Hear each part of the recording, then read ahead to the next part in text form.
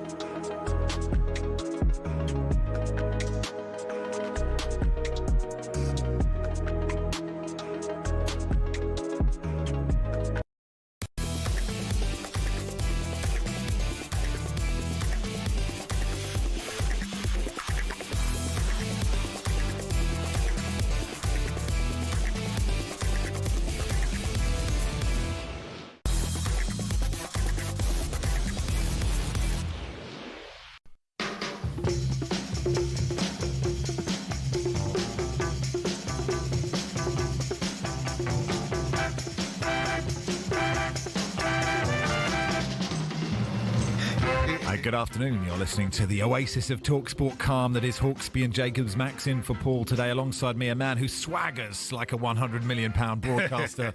It's Andy. What's coming up, Andy? Well, yes, welcome to the Colosseum of Confrontation. Thank you. Is that what it is? Today we'll do some Manchester United after Marcus Rashford said they're stuck in no man's land. Don't agree with that. And Ian Danter will join us from Knutsford Services to look back at the first round of the Carabao Cup. Also, a win for your boys. Yeah, big 2-0 win. Ryan Lofty off the mark. Also, we'll look ahead to Spurs UEFA Cup triumph, Super Cup triumph over PSG with Harry Redknapp. Lars Sigurdsson will tell us about the Champions League qualifiers yesterday and tonight. And Gareth A. Davis will tell us about a fight happening this weekend that talkSPORT hasn't promoted enough yet. Ryan Lofty, is that his name? He's called Ryan Loft. Oh, right. Lofty to his mates. Lofty, like of course, yeah. EastEnders, my mate. Yeah.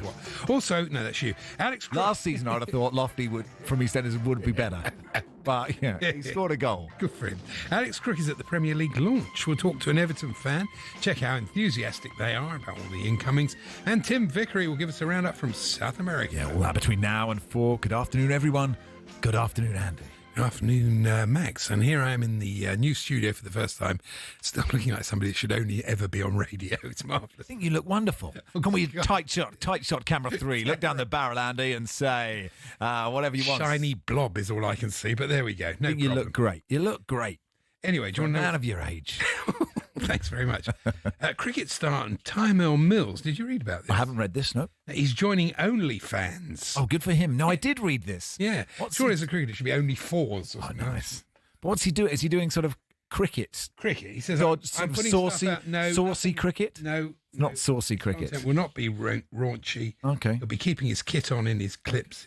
So is OnlyFans? I'm not an expert on OnlyFans. Does it? I thought it was just the saucy stuff. I thought it was just they do a good blue routine.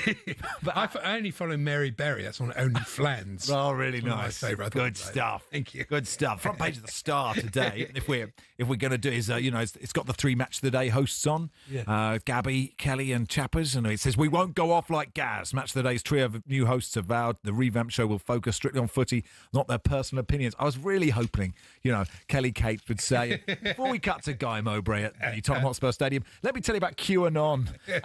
Just really go off on it.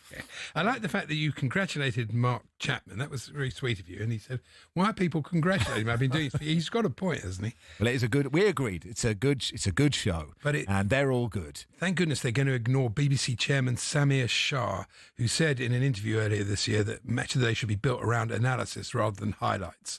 And Kelly Kate said, "I don't think he has a say in how it's made," which I think is a jolly good thing. I totally agree. People love the highlights. People love the whole thing about it. It is a brilliant show, and as someone who lives in Australia, and I get the way that they edit you can get a 25-minute cut of every game if you want. You get a 3-minute, a 9-minute, 25-minute, and Match of the Day will actually get more in 7 minutes and tell the story of the game. Whereas someone else editing it will get it in 25. The geniuses of that show are the editors, right, who turn it around. Absolutely. It's a brilliant TV programme, and they have 3 great hosts. Good luck to them all. No, I agree. And I read this very interesting quote here from Armando Broya, who's just completed his move to Burnley and promised fans, he said to them, "I'll be giving my all every time I put on the famous claret shirt." You think, well, that's big of you, isn't it? Tremendous. I reckon I'll go. Every time I come in to do this show, I'll try my hardest. I'll give it 70%. I'll give it 70%. There were signs out in the building. There were, there was occasion, a while ago under different management, big sign saying, "Don't just turn up, perform," or something. Yeah, I did say, "What are we doing? What are they for?" There used to be a sign saying "entertain." There used to be that. I remember years ago. Well, I'd never seen it, so I never have. I never have. But now you've told me, I'll change my whole shtick. I'll try and be entertaining. Yeah, good on him, man. I think there's a good player in there somewhere. Now, when we speak to Tim Vickery later, we can ask him about this Brazilian winger, Kevin, who Fulham are about to sign. And I asked Alex Crook about him. I said, we need to talk about Kevin. There you go. Really good. Thank you. I thought you'd like that. No, I did like Alan Brazil. What's Alan done? Have you seen? He's playing the part of a devil in the new ad for talkSPORT. Oh, they made me record some of these things just now. What's the point of making Alan look red? No work needed. No filters needed. That's how they're saving money. Tremendous. They wanted me to, say some controversial things about, Man United. It's not really my. No. I wanted to do a sort of whimsy. Shtick, is it, really? I did I said, "Can I do my own words?" They said, "Yeah, just." And I started to do a whimsy 2 minutes, and then they were like, "No, that's not going to work. That isn't going to work." Last year, a beer company offered to pay me to do a video, during the Euros, and they sent me a box, and they wanted me to wear a sort of massive hat. And as if I was at Box You'll Park. normally do anything for money. How dare you? A massive hat and say something like, "When the pints feel dry, when the pints fly," or something terrible, as if I was in Box Park, Croydon. I was like, they've never met me. I did this video that was like 8 minutes long, saying, "Look, I've been sent a box. They want me to say this. I don't really want to say it, but I do want the money to sell." And my agent, I sent it to him. He went, "I can't send this. I'll lose all my other clients." No, you're right. Other Great idea, is it?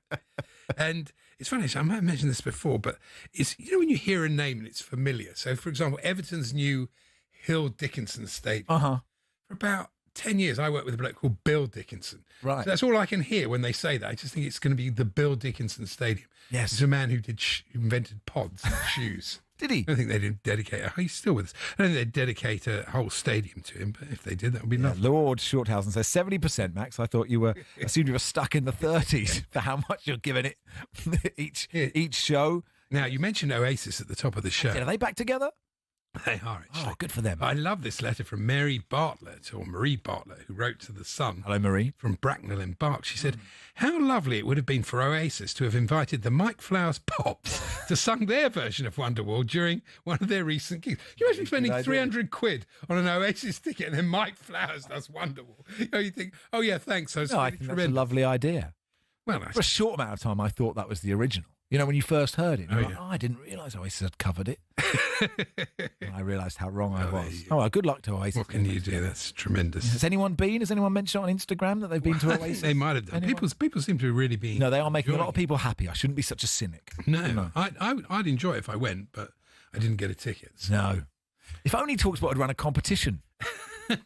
Could have entered, couldn't you? It could have done, yeah. Yeah. That's great, though, You wasn't it? got any more? Or do you want me to do something? Well, I just dying to know what Dame Mary Beard did yesterday. This is an excellent new podcast I have called "What Did You Do Yesterday" with the comedian David O'Doherty. It's a weird idea for a podcast. Well, it's surprisingly successful. We just sold out the Hackney Empire. Can you believe it? Hackney Empire. Yeah. It's a good show. What's wrong with people? What is wrong with people? What Why did you would do you yesterday? go and see two people on stage discussing what they did yesterday? Well, because you need to listen to all the episodes. We did Dame Mary Beard this morning. It was fine. Good to finally get another historian. What did on she the do podcast. yesterday? yesterday anyway? I'm not giving spoilers away. Ross Noble's episode Presumably was. she went out for dinner, or she had like. Well, I mean, you have to listen to find out.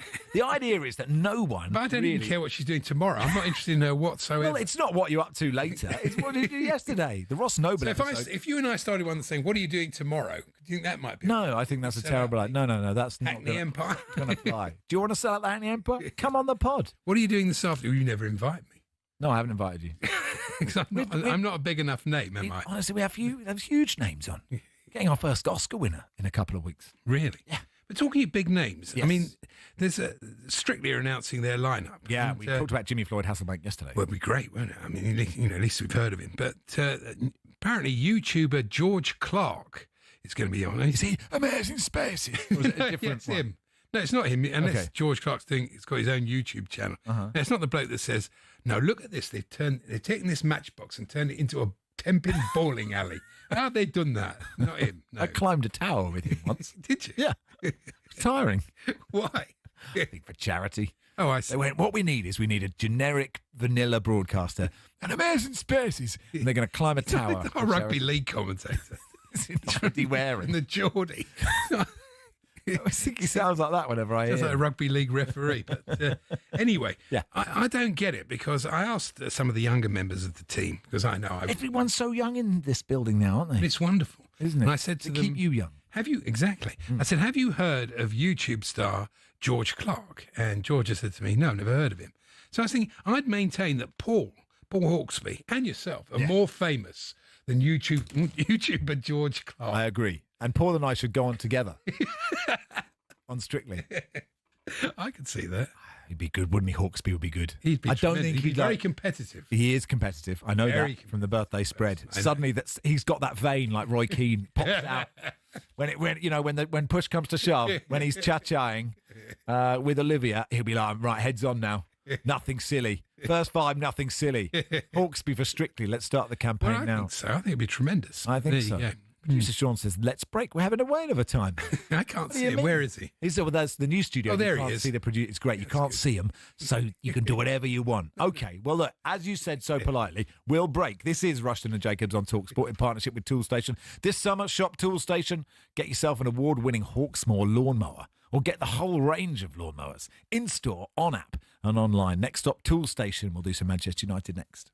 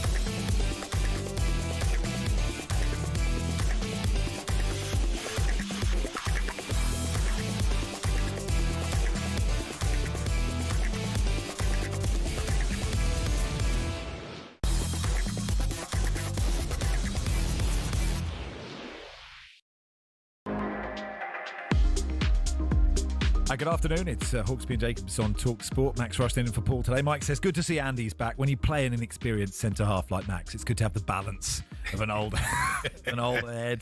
Old.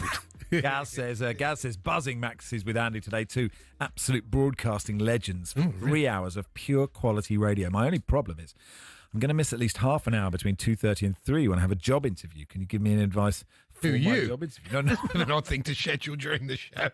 Jack to the controller of 5 Live, R2. Is that a problem? Should have thought about that. Do the interview around the corner. Doing it live on tour. Is that a problem? No, it's Gaz. He doesn't not saying what the job's for. Let us know what the job's for. Well, good luck. I hope he gets the job. I would maybe prep from 2. I'm not saying 2 to half 2 is bad in the running order. It looks strong, but I would maybe, do that. Anyway, let's do a bit of Manchester United in the company of the Guardian's Manchester football correspondent, Jamie Jackson. Hey, Jamie. Good afternoon. Hello, Jamie. Good afternoon. Yeah, nice to see you. Now, I'd like to start because I'd like to say that having watched United and the players they brought in and pre-season, for the first time for a number of years, I've got quite a reasonable feeling about them, Jamie. I feel sort of, not that I should do because I don't want them to do well, but if I did, I'd be very optimistic. Well, I respect that because I know you're sort of a very pragmatic assessor of football. I've got to say, for me, the jury's out. For example, I took my son, who is a United fan, to the last friendly on Saturday against Fiorentina. And, yeah, they looked okay. And, and I'm being polite. I was pretty unimpressed. Oh, really? But it's only a friendly. And, I just sort of deja vu all over again, I think, with Manchester United. So I'll be at the Arsenal game on Sunday, the 4:30 kickoff. And, yeah, you're always optimistic, but I just think the midfield is sort of a non-event again. It's just, and he's had pre-season now, basically. So I am surprised. Obviously, they're after a midfielder. Maybe it'll all click. I always say this, and it's because I do believe it's true, obviously. Someone has to get it right there. It's too big a club. I think Ratcliffe means business. I think you sort of talk about Ratcliffe. I think he is starting to do what he set out, what he said he was going to do. Whether you like the way he's gone about it is a different matter, but he is doing that. And this sort of what you're sort of talking about there, Andy, with regard to the players he brought in, having the money to do that is a product, or is a function of what Ratcliffe's changes. But I'm still yet to be convinced because that club is an absolute vortex for players and coaches' careers. Yeah, it's interesting you mentioned. We'll get on to Rashford's comments in a second, but you mentioned the midfield because if Mbeumo and Cunha play either side of Sesko, and then Fernandes then drops into midfield, the guy next to him, and I'm not the first person to say this, is going to have to do a lot of work. Yeah, that's true. And that guy, Ugarte, I think is kind of not a bad option there. I mean, they're looking at Baleba at Brighton is obviously, it was very telling in pre-season in America when Amarin says we need legs in midfield. Bit of a sort of, telegram, to the board, if you like. Please get me someone.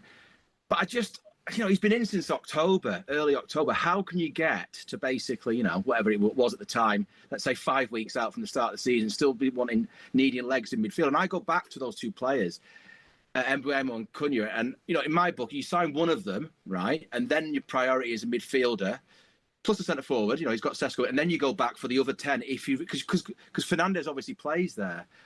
But anyway, in terms of looking forward, I think, it's the old thing. I mean, any manager's under pressure if you lose 3 or 4 games. But I'm really fascinated, as I always am, to see how United go. And what are we now? 13th of August. We've got best part of 3 weeks or sort of 2.5 weeks left of this window. I think if we get to the 1st of September and he hasn't brought in a sort of legs in midfield, let me put it that way. And I think that's that is not great and that is bad. I'm going to say I think that's bad strategic transfer strategy from the club, really. I think it's interesting, though, the protest has been called off. Fans, they'll say they've got their reason, but fans are fickle, aren't they? They've spent 200 million on players. I think, perhaps we won't protest so much, but maybe that's not the reason. Yeah. Can we ask about Rashford's comments then? So he said, show me a successful team that just adapts. You see it with any team that's been successful over a period of time. There are principles that any coach comes in, any player that comes in has to align to these principles or be able to add to these principles. Whereas at times I feel like United have just been hungry to win. We'll always try and adapt to sign players that fit this system, but it's reactionary. If your direction's always changing, you can't expect to be able to win the league. You might win some cup, but it's because you do have a good coach and you do have good players and you have a match winners in your team. You're not there by accident. This is what some people forget. And he sort of says they're in no man's land. What do you think? Well, I think what he's characterising there, Max, is kind of United post-Ferguson since, May 2013. So we're now 12 years on. It's that old thing, deja vu all over again. I think he's right. I think it's quite balanced, fair, not even criticism, just an assessment, analysis of the state of that club. Now, he mentioned Ferguson in those quotes and sort of said that, during his time, a whole generation of players were available from the sort of the stars of the first team down to the academy, and they could slot into Ferguson's team because everyone knew the system. But the point there is Ferguson was the point of continuity. Like Guardiola is at City, yes, he's now been there 9-10 years, and they play a certain way. So he is correct. He's not rocket science. You change your coaches all the time. Yeah, your system of play is going to change unless you have an overarching director of football. And they didn't have that for a bit when Ashworth got sacked, but now Wilcox is in. So maybe the idea is going to be reinstated, that they're going to have this riding way of playing. And maybe use that great word in sport, Amorim is going to be the sort of new Ferguson with regard, don't get me wrong, not quite the genius Ferguson was, but with regard to being there for a bit and able to sort of apply this continuity of play. So I think what Rashford said is perfectly reasonable and, quite from a player, remember, who has been or was there. He's still an employee, but he's been there since he's a kid, right? So he's seen all this. If anyone can sort of really give an inside assessment of someone who's sort of been through it all, it is Marcus Rashford. So, I don't know what fans think of his comments. I think they're probably very fair enough, and I think this is what's going on at the club as well. I think people like Ratcliffe, Wilcox, Amorim would all recognise that.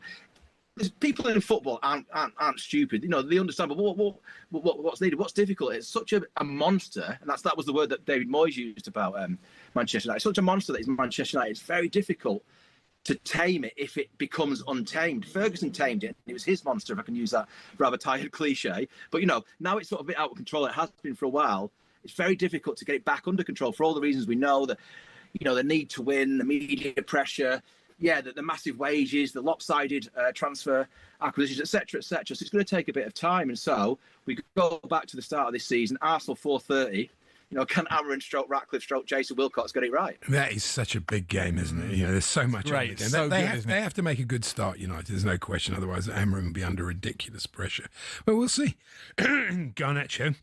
It's another one that we'll see what happens. They could do with selling Garnacho, couldn't they? Could do with the money, really. Yeah, I mean, you're completely right, Andy. If they get a 3-0 walloping at home, we all know what's going to happen. Or even if they stink the place out on a 0-0, it won't be quite as bad, of course. But yes, it'll be under pressure because that is Manchester United. And yeah, Garnacho for me is a bit of a puzzle. I think if you sort of manage him different, I know that horse is bolted sort of thing. Then maybe you don't need to buy one of those 2-10s, and you've already got your central midfielder in. But there's lots of stuff goes on behind the scenes that, however much we dig, you'll never quite know. So there's obviously a reason why Garnacho's on his way out. I don't know whether you want him at Chelsea, Andy, but I think he's a good player. I think he's a good player too, yeah. I'd be happy with him. Cheers, Jamie. Thanks for coming on, pal. Thank you. Jamie Jackson there, Guardian's Manchester football correspondent. That is a great Super Sunday, isn't it? It's a great way to start. It is. Because whoever doesn't win, the pressure is instant. It is instant. I mean, it's going to be tough. I mean, Chelsea got Palace at 2:00. And Palace, their last 2 games, have beaten Liverpool and Man City. That's not going to be an easy game. No. It shows what the Premier League's going to be like this season. Yeah. A tough game. It will be. It's the best league in the world, isn't it? It certainly is, apparently. And it's back. And you can hear every minute of it on talkSPORT. Most minutes of it on talkSPORT. And it's Max and Andy with you until 4. Ian Dancer will be live from Knutsford Services in just a second. We'll look back at Carabao Cup last night, a few games tonight as well.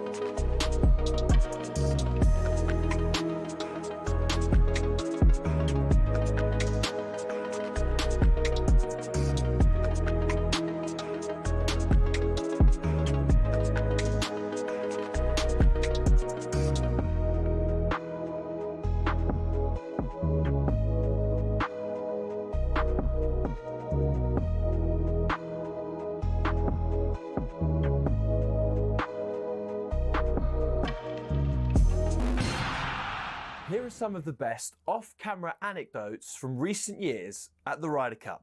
As caddy Billy Foster went to relieve himself at the Belfry, he noticed only one of the two cubicles had toilet paper. Shortly after he'd sat down, Tiger Woods went into the empty cubicle and realised his mistake all too late. So Foster took some paper, reached under the cubicle with a rescue offering, and as Tiger went to take it, Foster uttered the words, "Europe, one up." Fast forward 10 years to the miraculous Medina. Rory McIlroy overslept and was in danger of missing his Sunday tea time. Thankfully, travel organiser Erica Stoll sorted him a police escort. And 3 years later, McIlroy proposed. Scottish legend Sam Torrance tells many a yarn about the great Ballesteros. Apparently, Seve would regularly give coaching clinics to his European teammates. When the same players asked for help a week later at the Italian Open, Seve would tell them to Having started with a Billy Foster story, let's finish with one from the 12th tee at Oakland Hills in 2004. It was Jimenez and Garcia against Westwood and Clark in a practice round, and as they finished, Foster decided to jump in the buggy and speed away with all their clubs, only to lose control entirely and see it careering towards the spectators. Thankfully, the Red Sea parted and the buggy smashed into a tree, with viewers and clubs still intact.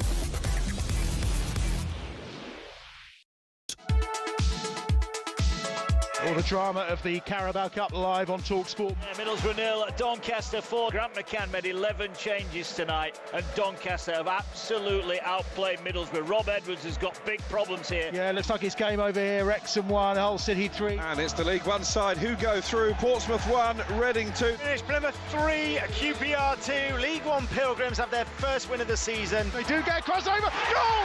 It's a goal! And it's Ollie Palmer again!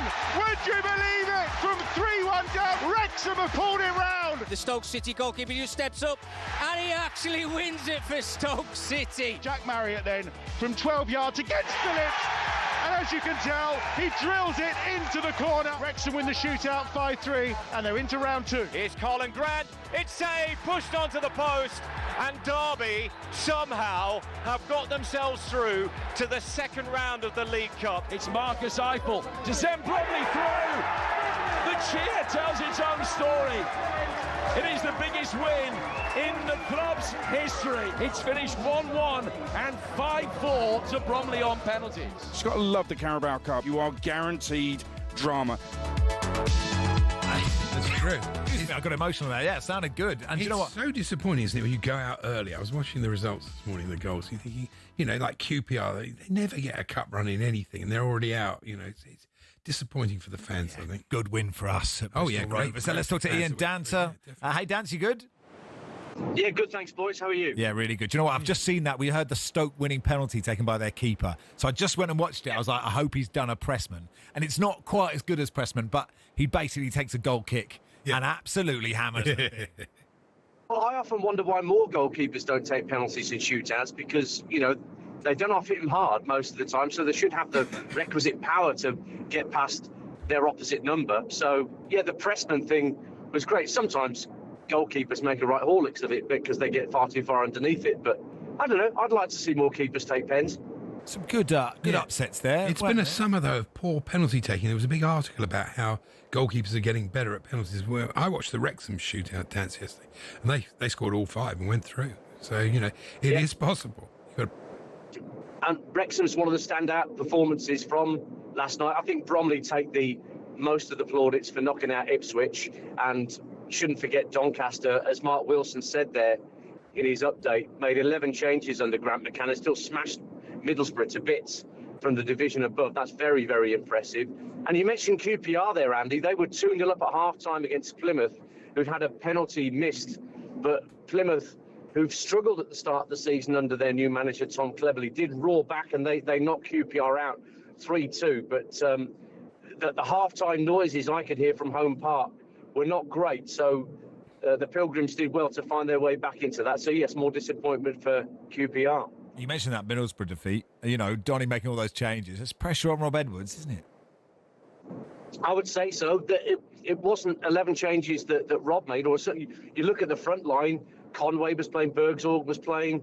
These are good championship standard players who obviously, I mean, it sounded like, Doncaster didn't really have to extend themselves that much from the reports that Mark was sending through in order to get the job done. And as you mentioned a little earlier, by the time the 4th goal went in, most of the Middlesbrough fans had long since had enough and gone home. It was, red seats everywhere, but with barely a person sat in them, apart from the travelling support from Donny. Absolutely loving every second of it. A good test for your lads tonight against Sheffield United. So how do you think they might go there? Well, I was more than encouraged by what I saw on Friday night against Ipswich, Andy, regardless of the fact that, we conceded that late penalty to Ipswich Town. I thought Kyogo had a lovely debut up front. It was a real box of tricks. I'm not sure whether he will play tonight or whether Chris Davis will make a raft of changes for Sheffield United. And Sheffield United, they've got to have a response to their humbling at home on Saturday tea time. Bristol City went to Bramall Lane and won 4-1.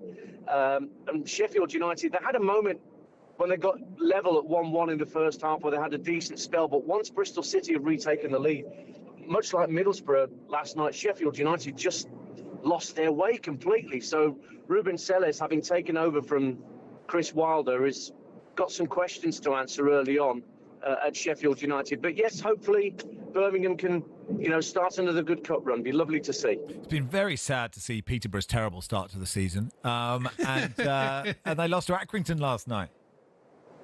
I was sat next to Adrian. We were at Northampton, Southampton, that cup tie.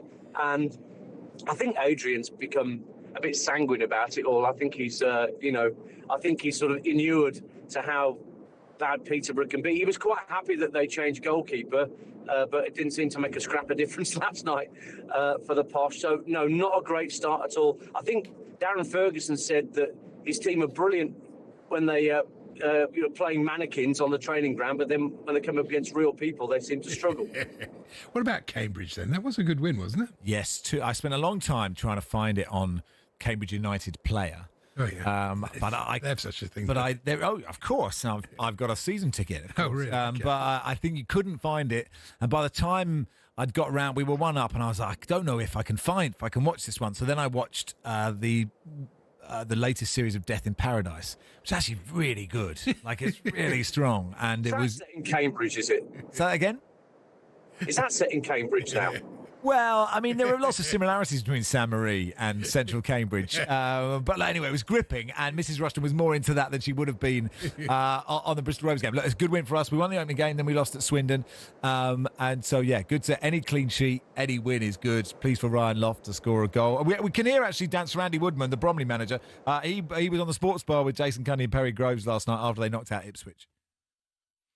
Sort of a bit flashy, but we keep sort of having these moments. I mean, we was a non-league club a couple of years ago, and we keep having these moments. It's been a great ride we're on, and we're all enjoying it. And credit to the chairman and the people that all work here. We're all sort of pulling in the same direction, and hopefully we have a few more of these nights to come. This football club.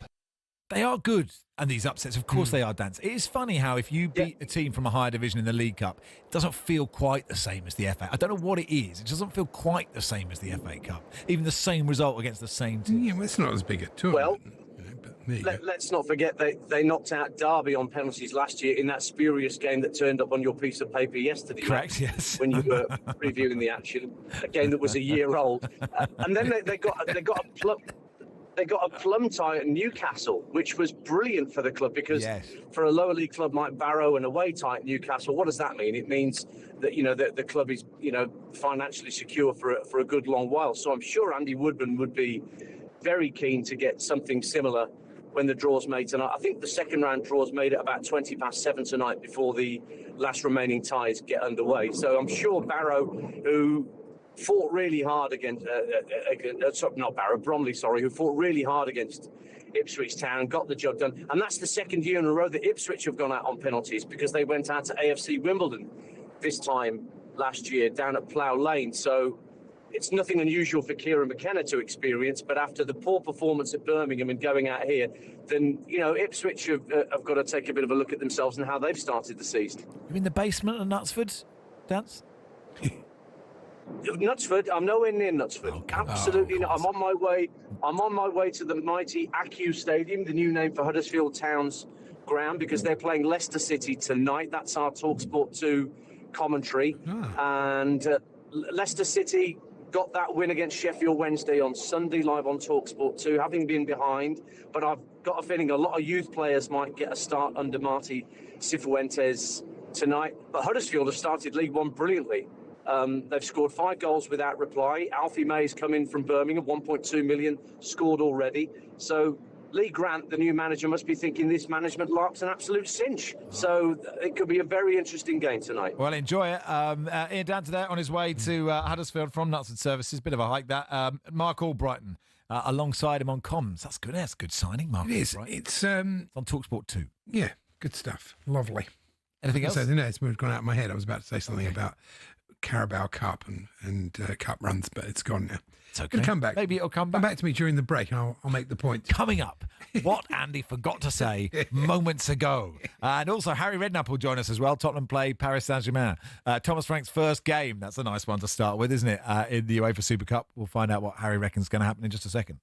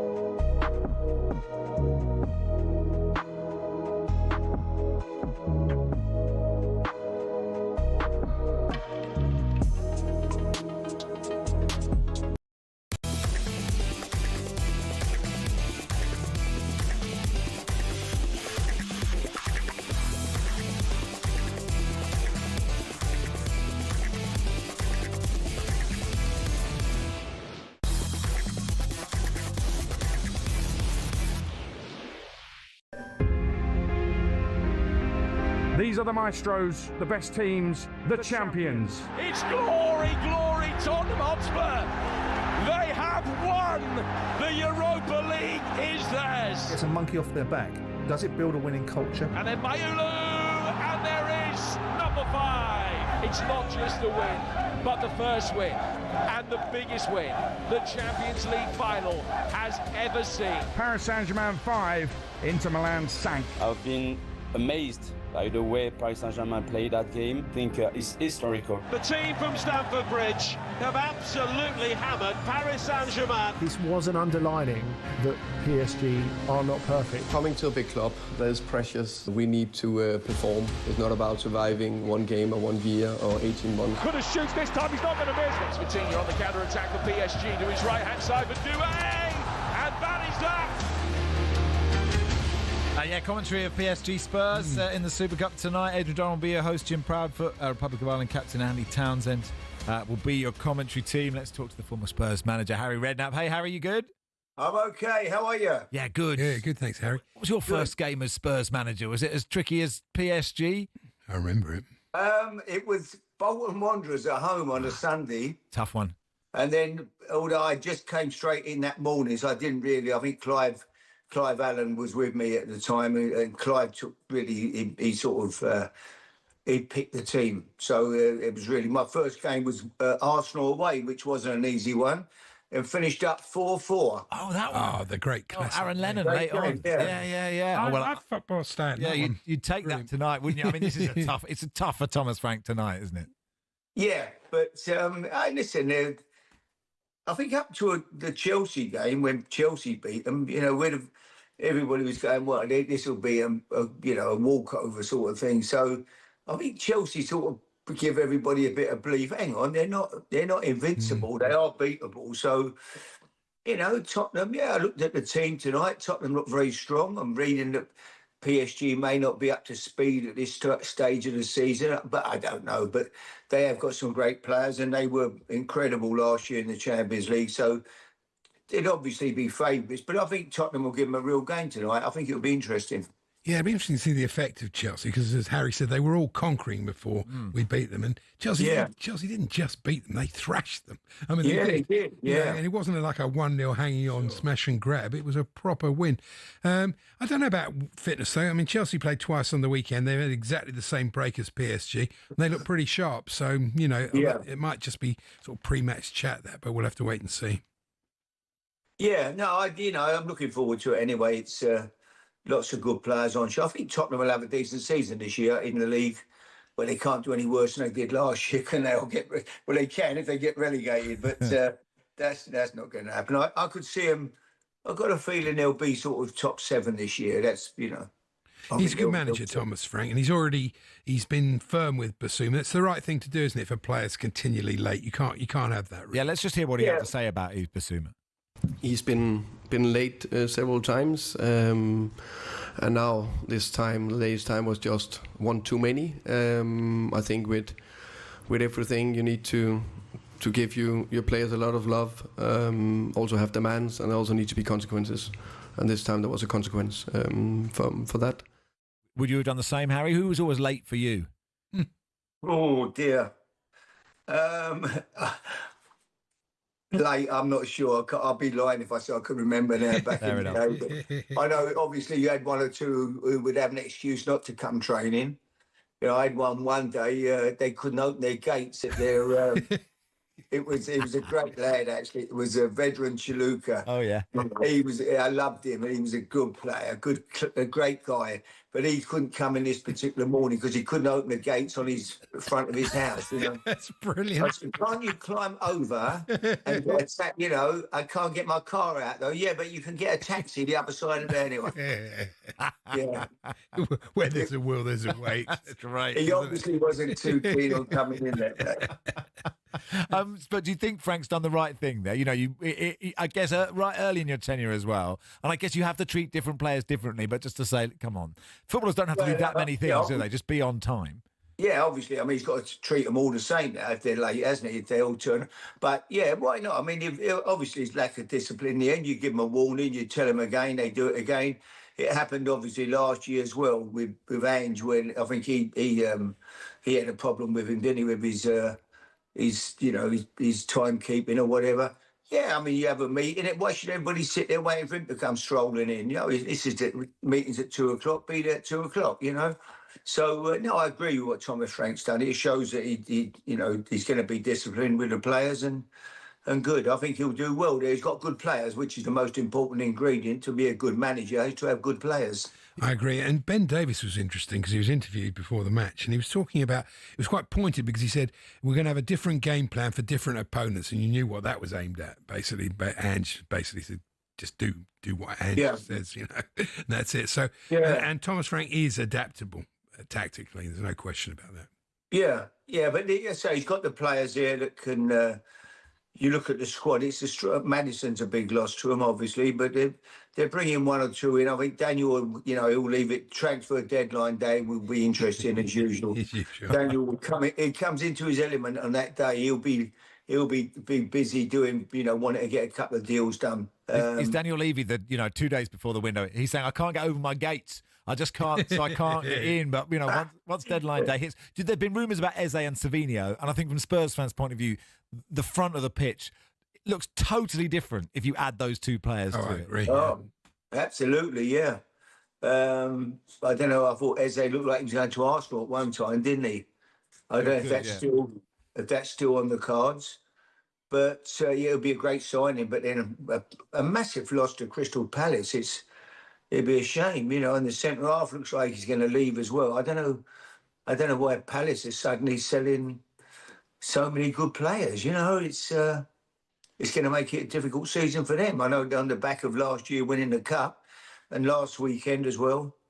It's sad to see them losing another couple of their best players. Yeah, because they do look good. I was saying this last season. They've got about 6 or 7 players that other clubs would really, really want. And if they could hang on to them, they could have a really great season. I mean, they could, they're good. I mean, you only have to look back that not only did they win the Cup last year, beating Man City, they absolutely slaughtered Aston Villa in the semi-final. Outplayed them and beat them easily, Yeah. So, Palace are in good shape, but as long as they don't go and lose another couple of players, that's the thing. If they don't sell Gay this summer, they don't get any money for him, I guess, and there will be a price for Eze. And they've got to leave themselves time to get players in. It's no good getting money in, and then you can't. I agree with you. What do you? West Ham have been pretty quiet, haven't they? Sort of murmurings around London Stadium, sort of a bit of pressure on Graham Potter before the season's even started. Yeah, I don't know. I mean, their squad doesn't excite me. I must be truthful. They've got a bit of work to do. I don't know. They've done very little, haven't they? Except lose 1 or 2 players. But it could be a tough year for West Ham if they don't do a bit of business. Because I look at them at the moment, and the squad doesn't. They rely so much on Bowie in his different class. You take him out the team, and they look quite ordinary, really. I'm a bit fearful of them this year. I'm just hoping that they make 1 or 2 signings and strengthen the squad a bit. Yeah, Potter's under pressure because the results didn't really improve. Well, it didn't improve at all. No.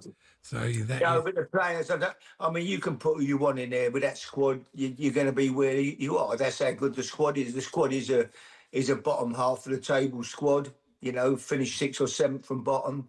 You can put Pep in there if you want. He's not going to suddenly get them in the top 6 because the players are what they are. Fun though, wouldn't it? Be good fun to see Pep getting booze at the London Stadium. I'd like to see that. Get him to Upton Park, yeah. Hey, good stuff, Harry. Always good to have you on. Nice to see you, boys. Well done. Harry Redknapp there, former Tottenham manager. Actually, I did think of that. This is a text topic. We didn't launch it at the top of the show, but on Bissouma being late, just wondering, has a footballer ever been late for you? I'm trying to think of the situation. Maybe you were doing something in the house and they arrived. There will be examples where you were doing something for a football. You were driving a football or something. I want as much detail as possible. Has a footballer ever been late for you? Have you ever been delayed by a footballer? Pele once. I was showing him a house. Is that right? Yeah. A 3-bed in Nuneaton, wasn't it? It was. It was a semi-detached in Nuneaton, and you were there to meet Pele. And he was 2 hours late. Didn't even apologise, did he? I didn't buy the house. Typical of the man. Absolutely. His timekeeping was... Pele's timekeeping was absolutely abysmal. But look, we can't... not just Pele, because we'll be inundated. In fact, we don't want Pele stories on when Pele was late, because we know there's so many of them. But any other footballer in the history of the game, has a footballer ever been late for you? 81089 at Max Rushden on X, if you like sort of vitriolic bile, on Blue Sky if you're a massive woke libtard. I'm on both of those, and get in touch any which way. It is Max Rushden and Andy Jacobs with you until 4, brought to you by Tool Station. This summer, shop Tool Station.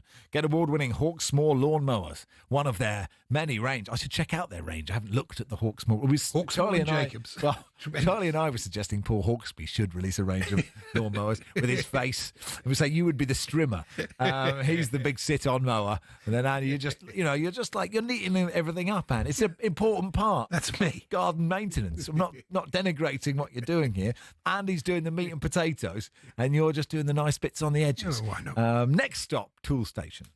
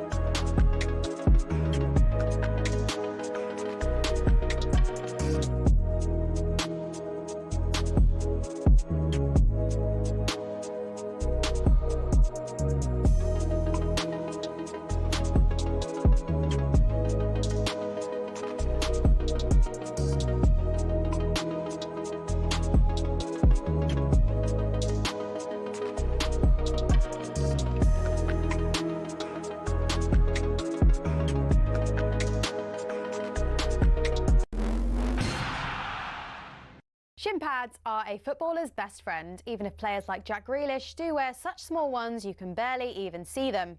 But what's the story with shin pads, and are there any rules on how big they should be? It all started with cricket, actually. Cricketers had been wearing shin pads since the 1700s. They'd been introduced not for leg protection, but instead to give batters a strategic advantage. The idea was that batters could put their leg pads in front of the wicket if they missed the ball, preventing them from being bowled out. Obviously, that all changed when the LBW rule came in, but that was the theory behind them. It was thanks to this guy that shin protection made its way over to football. Meet Samuel Widdowson. He was a cricketer and a footballer. He played for Nottingham Forest back in the late 1800s, and he wanted a way to protect his legs from nasty tackles. Apparently, he'd broken his leg in a match against Sheffield United in 1874 and wanted to stop it from happening again. Naturally, his mind drifted to his other favourite sport, where players had been wearing these pads. Story goes, Widdowson cut up his cricket pads, sewed them into his socks and popped them on before taking to the footy pitch. Ta-da! Shin pads. Like all great genius inventors, everyone took the mickey at first. To be fair, he probably looked quite stupid running around with these on. But it's thought his whole Nottingham Forest team then began wearing them from 1887, and the first known use of them in a match was in 1894, in a match between Newcastle and the then Woolwich Arsenal. Eventually, FIFA clocked on that this protection was pretty important for footballers. Multiple studies have shown wearing shin pads clearly reduces the risk of players getting lower leg injuries. And so in 1990, basically 100 years after Widdowson first put them on, shin pads were made compulsory. It became a part of Law 4 of IFAB. That's the body responsible for setting the laws of the game internationally.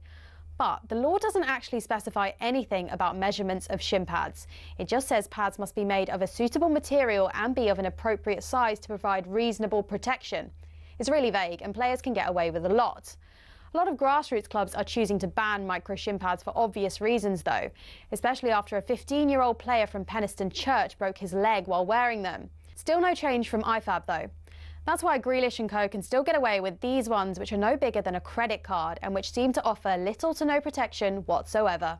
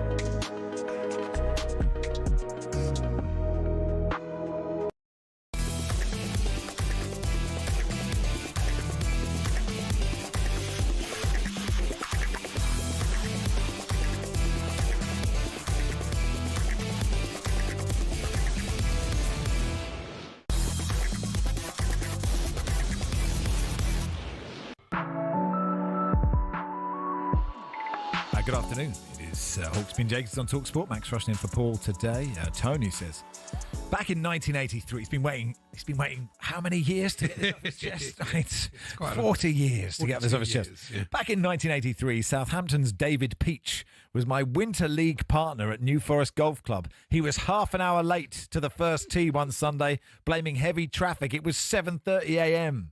Tony is calling out David Peach as a liar 42 years later. Matthew says, not necessarily being late, but I towed Ian Wright when his car broke down at the tennis club I worked at to stop him being late. So it sort of doesn't quite answer the question that I asked, but we'll take it all the same. Andy, it's a time in the show when I can just sit back and go, Andy, what have you got? Well, I've got a couple of sporting measurements for you. Excellent. I love sporting measurements. This is where a tabloid newspaper has to tell you, compare something to something in sport, otherwise you won't know what it is. Well, I mean, double-decker bus is obviously the classic for the size of blue whale or a double-decker bus. 15 football. Yes, of course. It's a sporting one. I go for the sporting one. No, that's fine. This is... I watch blue whale sport, a lot of it. Green-fingered Graham Watson, not my words. Hello, Graham. Has grown the world's heaviest gooseberry. Right. Oh, can I guess? Okay. So they've got the world's heaviest gooseberry. Yeah. Wow, I mean, it can't be that heavy, can it? It can't be 5 kilos. Of course not. They're comparing it to a golf ball. Tennis ball. Tennis ball, okay. Okay, I was close enough. I suppose it does give you more of an idea of how big it is. Well, I don't know if they've just gone the weight of a tennis ball. Is it the size of a tennis ball too? This weighs more than a tennis ball. It weighs more than but tennis balls are quite light. It's sort of not as dramatic as you have. If he'd said a 10-pin bowling ball, a 12 10-pin bowling ball, I'd have been more impressed. Sounds like quite an unimpressive gooseberry, if you ask me. But well done, David, all the same. It weighs more than... It's 2.2 ounces. Oh, okay. And the other one Although the point you make is good, because if you say 2.2 ounces, it means nothing to me. But if you say the weight of a tennis ball, I'm absolutely right on board. The other one was a Scotch egg that was the size of a bowling ball. Wow, that's good. Which is I once got a whole radio show out of the fact that that week I'd seen Petr Cech eating a Scotch egg. Yeah. And I built a football team of footballers you've seen eating eggs.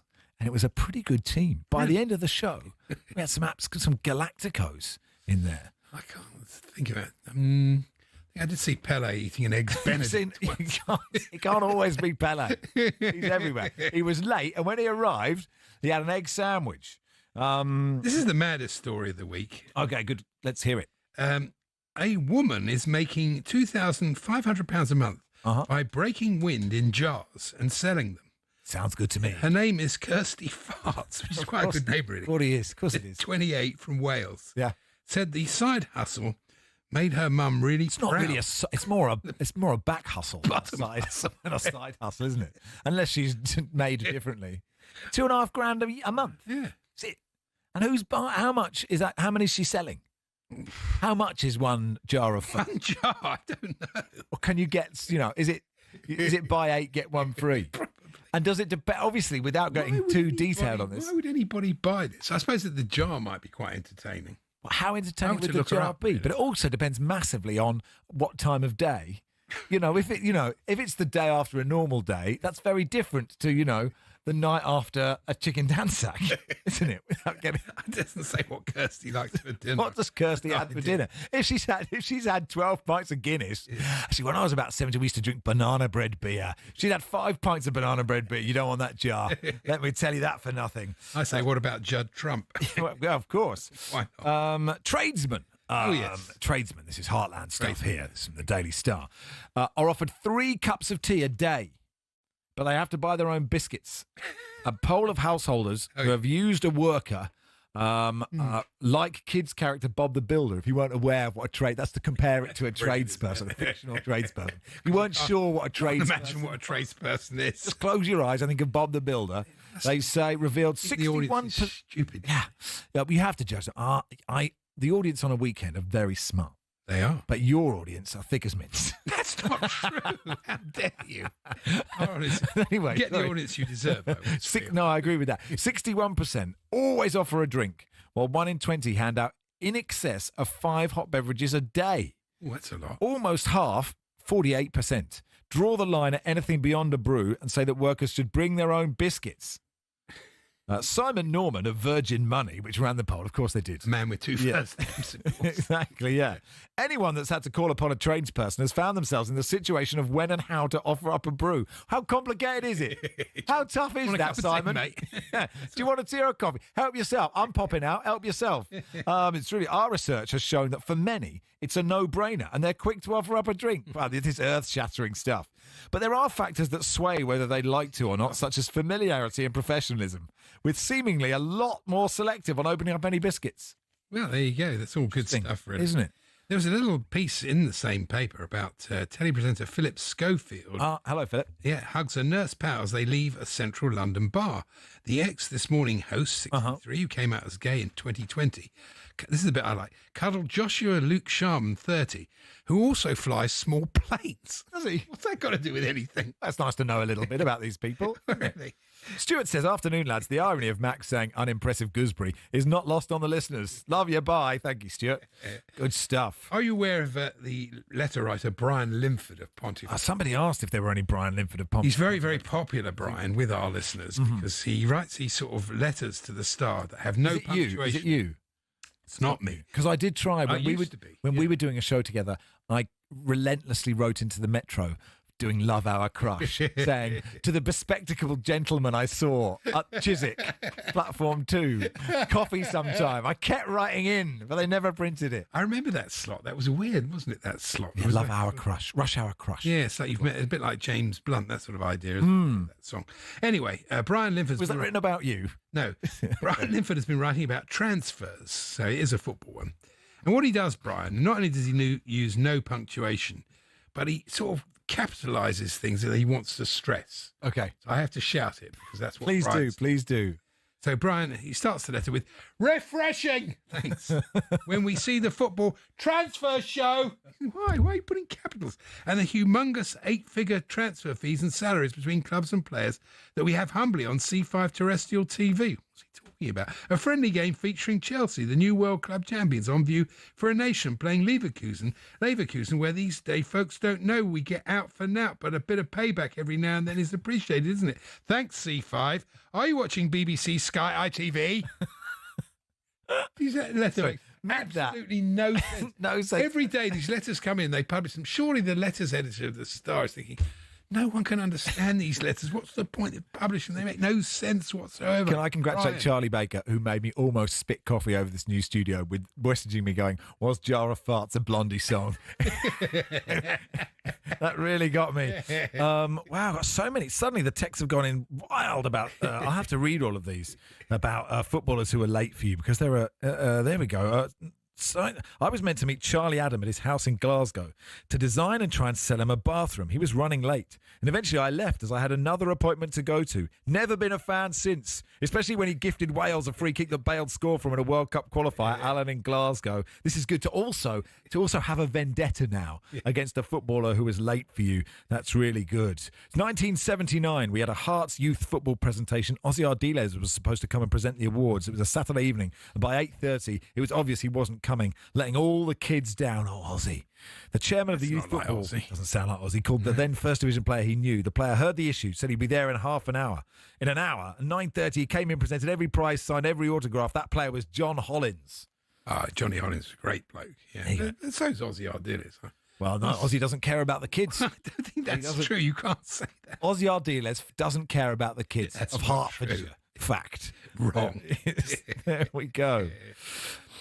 Mickey Quinn. Oh, yeah. When he was at Pompey, was supposed to be presenting our trophies for my team in Gosport. I was player of the year. He turned up 2 hours late. A little bit worse for wear. We're all late for the game the next day due to leaving the presentation duo late. Watchy in Gosport. Mickey Quinn does not care about the people of Gosport. There we go. This is good stuff. Gosh, you're libelling all these people. Imagine if I got sued by Ozzy, a class action by Ozzy Ardiles and Mickey Quinn. I think they should. Wouldn't it? That's why Quinn, he was on the show yesterday. We got on famously, and now he's taking me to court because I read out a message from a man in Gosport. Life comes at you fast, doesn't it? It does. Now, while we're talking about tabloid newspapers, you know, of course, it has been quite hot lately. I'm aware of the heat. Yeah. But you can't tell when newspapers, and even the Times do this. You can't say that it's just hot. You have to say it's hotter than. Yes. So, for example, it's hotter than the sun.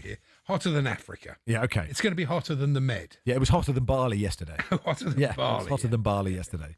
I know, it's incredible. I think to myself, we know it's hot. It's like the local council at Hounslow put out this warning on Twitter about how it's going to be hot. And you think, oh, thanks very much. I was going to wear a duffel coat before I read this. You know what I mean? It's absolutely ridiculous. Everybody knows that hot weather can be dangerous. There can't be anybody in the world that doesn't know that you need to drink and all that. It's hotter than a gooseberry, is what you're going to say. It's hotter than David's gooseberry. Just say it's hot. 1889. I enjoyed all those bits. Well, they're fine. That's why I like doing this show, Andy. It's just, I like to see what you've taped into your little pad that you'll tell us all about. I've got a lot on Brooklyn Beckham. Oh, have you? Oh, I'm desperate to. Have we got an extra section? Have we got another bit of bits? I don't know if we can fit it. What's he up to these days? Oh, he renewed his vows. Did he? Good for him. Well, not really. He's only been married 3 years. What's the point of that? Love when love takes you. I've been married for 50 years. I don't need to renew my vows. Why would I bother? Why don't we do it live on the YouTube? on talkSPORT Boxing. Get them some viewers. Andy and Sue renew their vows with Gareth A. Davis and Adam Catterall live in Riyadh. The watch-along. We'll do it live in Riyadh as the watch-along of Andy and Sue renewing their vows. We'll get millions of views. You never know. Content's strange these Turkey days. Allah Sheikh could be my best man. I'm quite happy about that. Why not? Piff have bought Andy Jacobs. I'm not sure about this. Anyway, what are we doing next? Lars Sivertson's going to join us and we'll talk about the Champions League qualifiers. It's Max Rushden and Andy Jacobs on talkSPORT.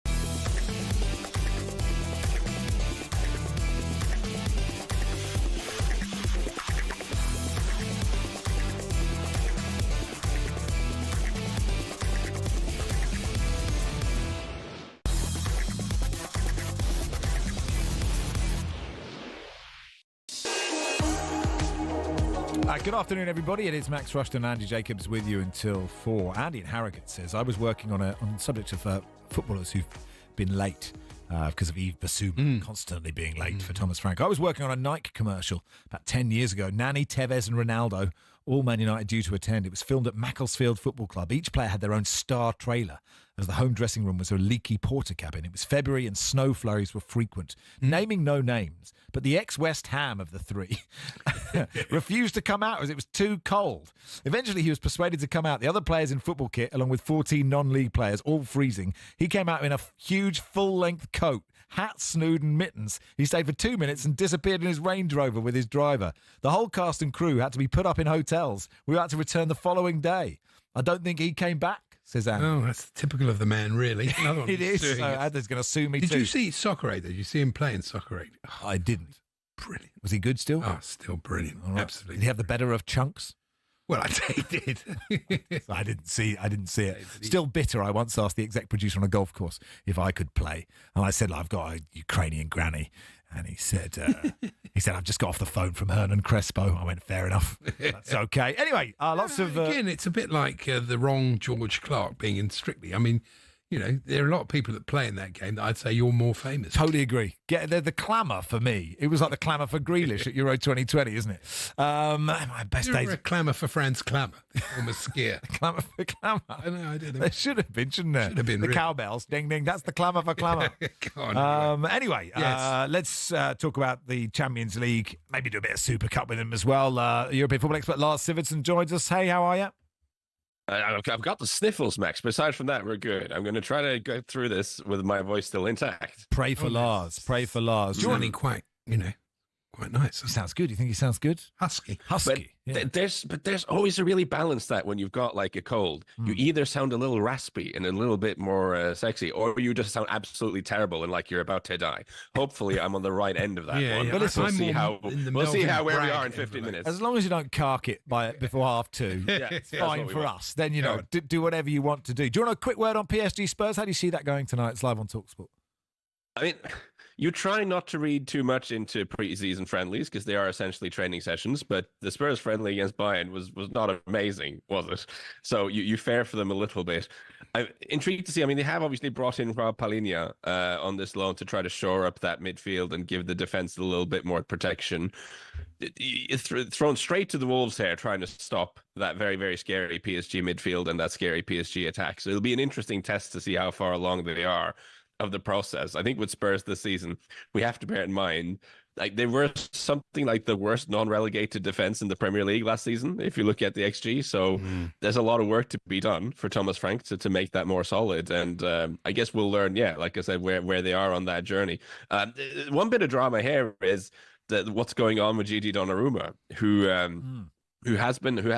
not appearing in this game, looks to have been shunted to the side entirely. PSG has brought in Lucas Chevalier from Lille, who is a little bit more modern, good with his feet, that type of goalkeeper, whereas poor old Gigi Donnarumma, just a shot stopper with really long arms. Has been shunted to the side in spite of some really heroic stuff in the final stages of the Champions League last year. So a lot of eyes on the PSG goalkeeper tonight.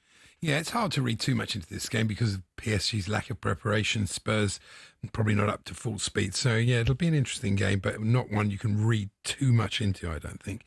The other thing that's interesting is these Champions League qualifiers that are so important, worth so much money, but come so early in the season before the season's even started.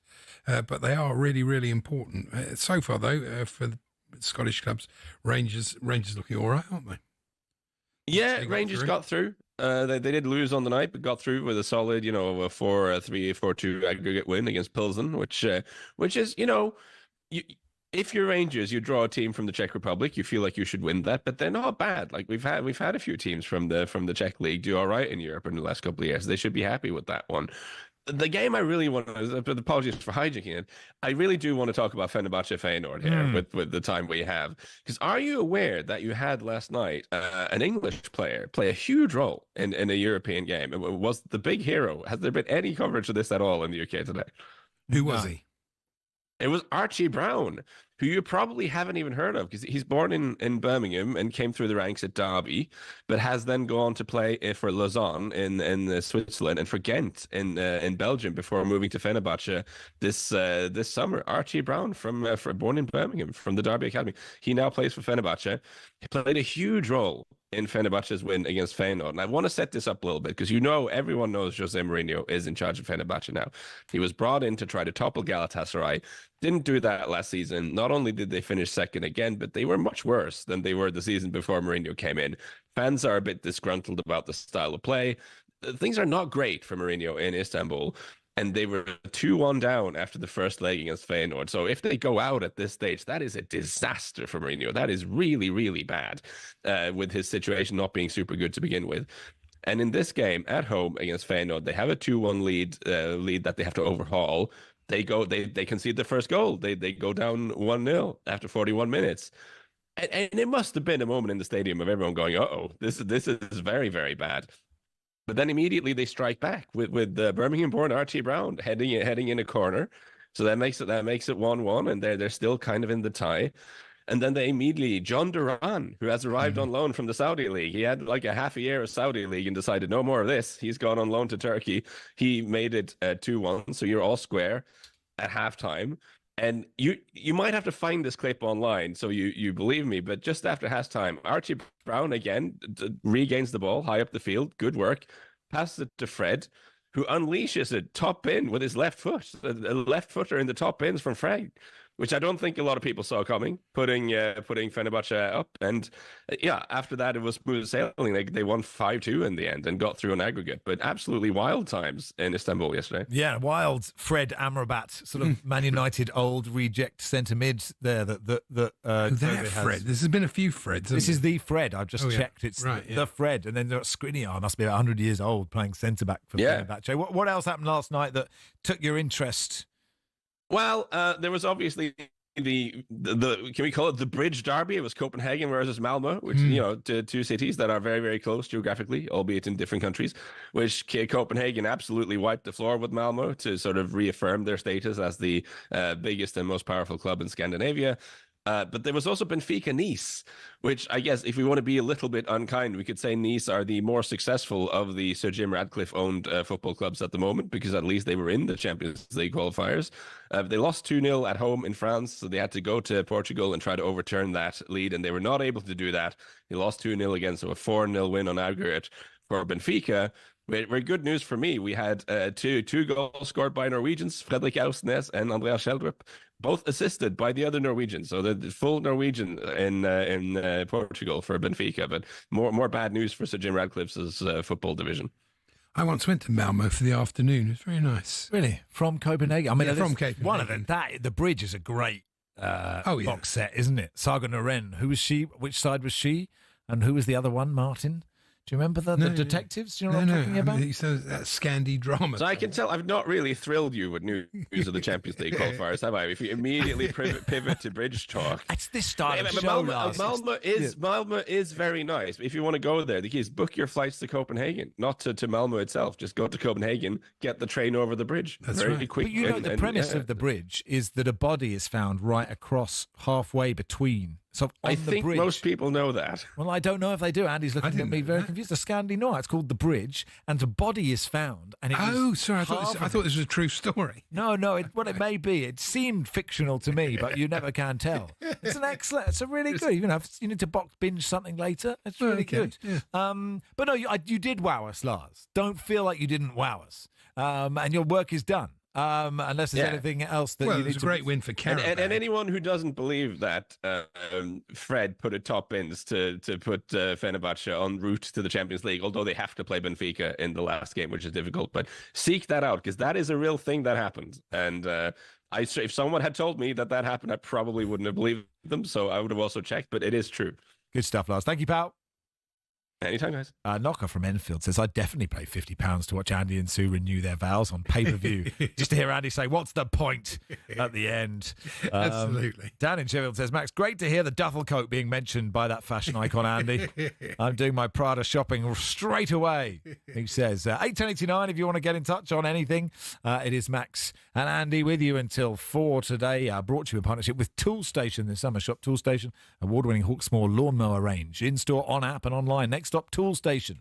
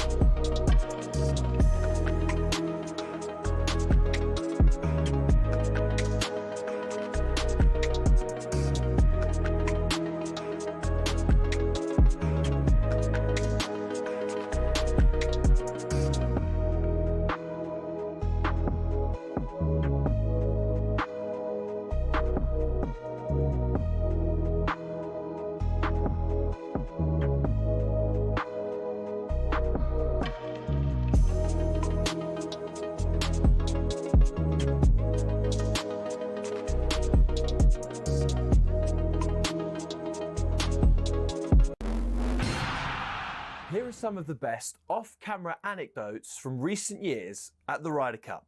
As caddy Billy Foster went to relieve himself at the Belfry, he noticed only one of the two cubicles had toilet paper.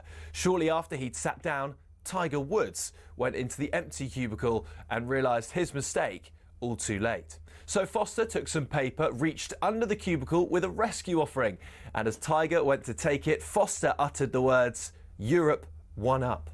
Fast forward 10 years to the miraculous Medina. Rory McIlroy overslept and was in danger of missing his Sunday tee time.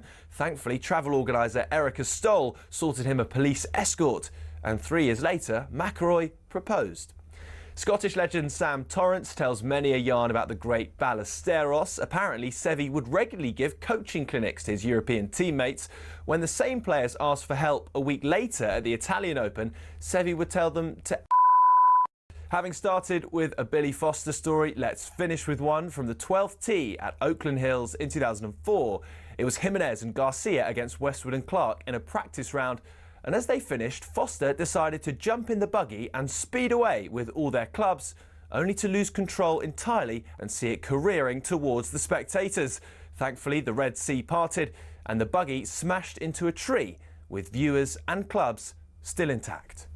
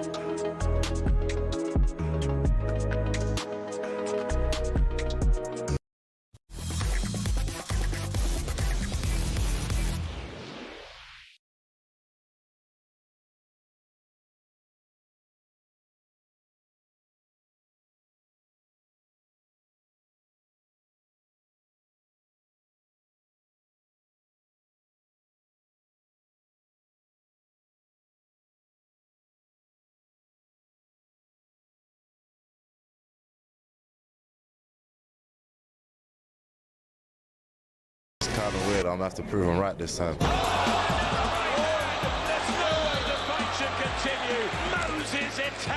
Ready to dust up and have it. This fight here, make a break. Let's go! I'm ready! Yeah, this Saturday, talkSPORT brings you live commentary of the heavyweight clash between Moses Atoma and Dillian Whyte. Our top team are in Riyadh to bring you all the action from a busy fight week. There'll be ringside coverage and a live watch-along. Let's talk to our boxing correspondent, Gareth A. Davis. Hey, Gareth, you good? Afternoon, Max. Afternoon, Andy. Yes, I'm very good indeed. I'm sitting in the suite of Ben Davison right now, who I've just had half an hour interviewing for one of our pieces that'll go out on the boxing YouTube channel later, so look out for it, everyone. Okay. So all I'm hearing from a non-expert, people want to accuse me of that, is that, this is Atoma's to lose, Gareth.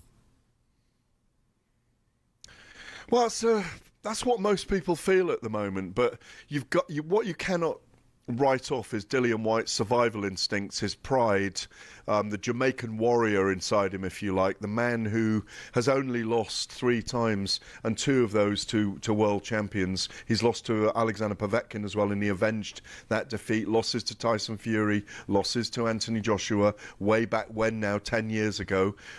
He's come here in really good shape. Moses has only boxed 25 rounds in his 12-fight, 10 knockout career. Dillian Whyte's had 192 rounds over those 34 fights. He's vastly experienced. He's not very happy that we're all writing him off. And I've said that I think Moses gets the job done inside 5-6 rounds. Dillian's unhappy about it. And an angry Dillian Whyte, an unhappy Dillian Whyte, as we saw with Spencer Oliver earlier in the week, couldn't barely look at him, that he was so dismayed with the way people are writing him off. Makes him a more dangerous man, in my view. Paul's very hot on Atoma. He really rates him. So he's quite a prospect, isn't he? He's an amazing prospect. He could become... He's 21 in December. If he wins the world title by next December, he will be the youngest heavyweight champion we've ever had, and he will be sandwiched between the greats, the self-styled baddest man on the planet, Mike Tyson, who is the youngest heavyweight champion of the world in history, and I doubt whether that'll ever be broken, and Muhammad Ali, who's the third or fourth youngest heavyweight champion in history. That's some company to keep. He is very, very talented.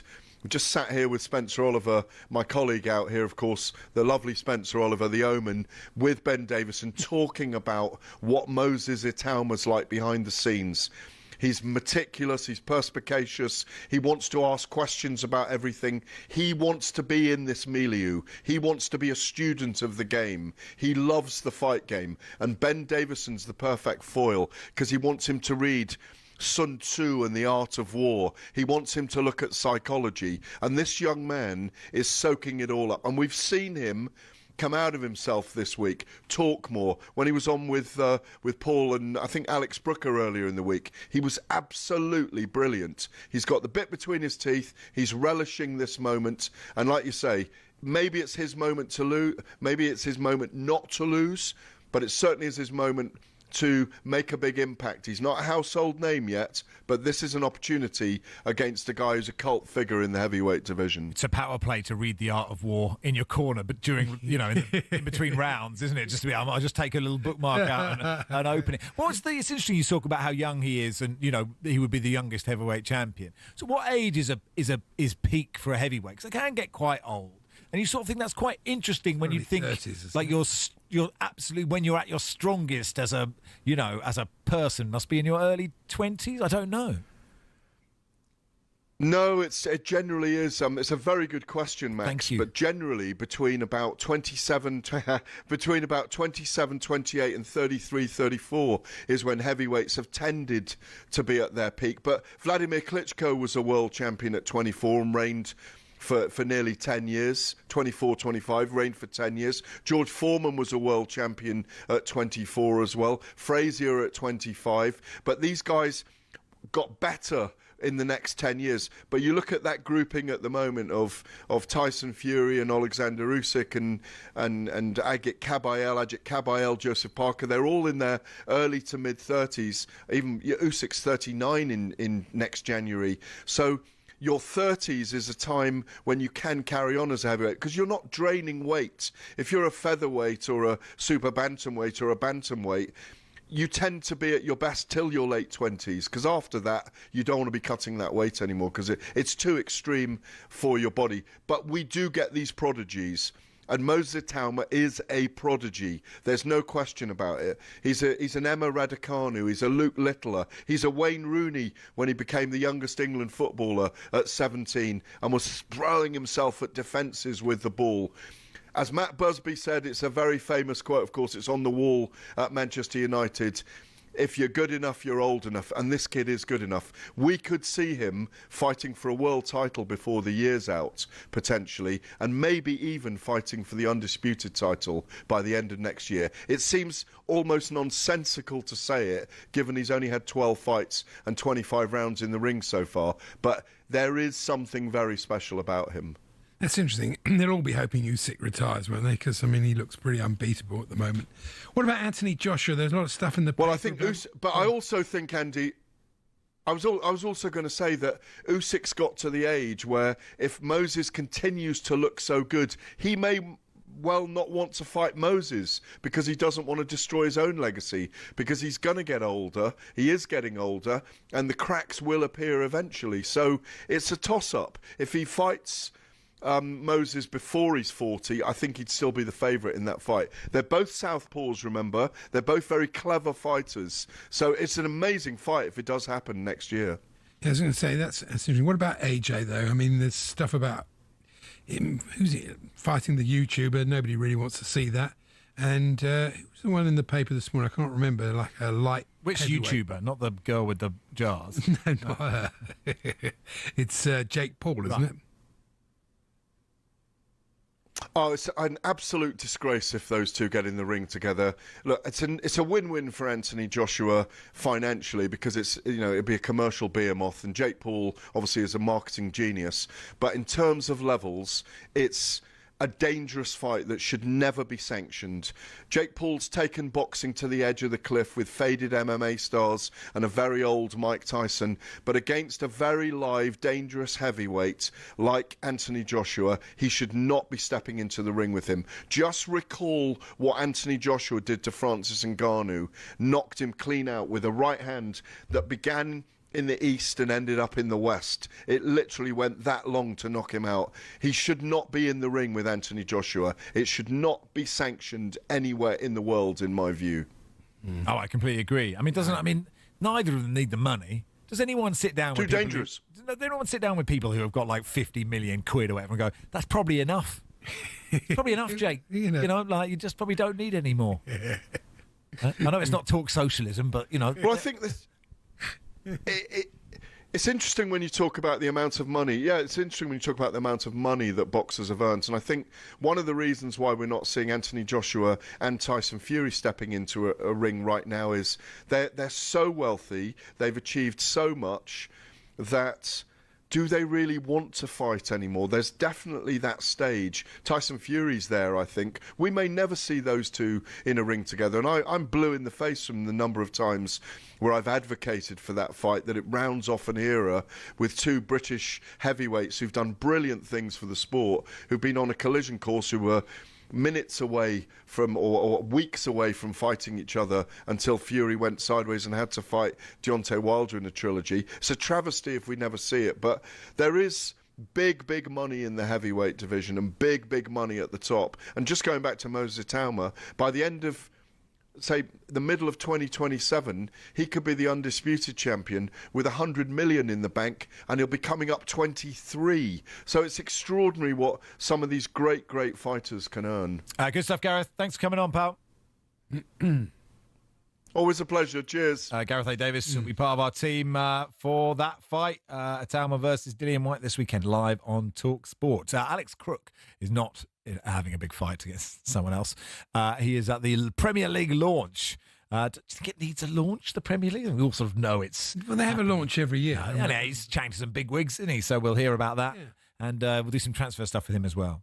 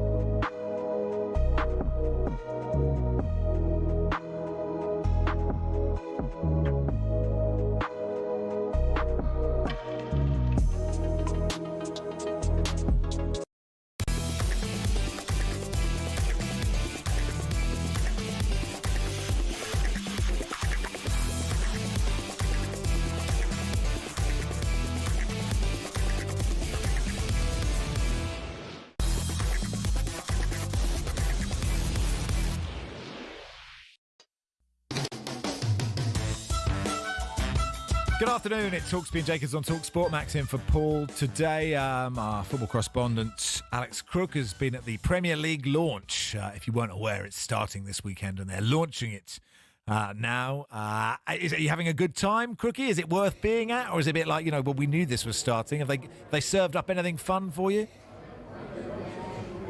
No, I've got to say it's fantastic. I've just actually been sat in a sort of makeshift VAR room taking a look at how the semi-automated technology is going to work for this season. I'm a technophobe, so it was completely over my head, but interesting nonetheless. And we've spoken to dignitaries from the Premier League, including the Chief Executive, Richard Masters. I pushed him quite hard for when we might hear on the outcome of Manchester City's charges and any punishment for breaching financial rules, but we're still no nearer to knowing the outcome there. Tony Scholes, actually, Chief Operating Officer at the Premier League, was very interesting when it came to the subject of the Club World Cup and how that might impact this upcoming season.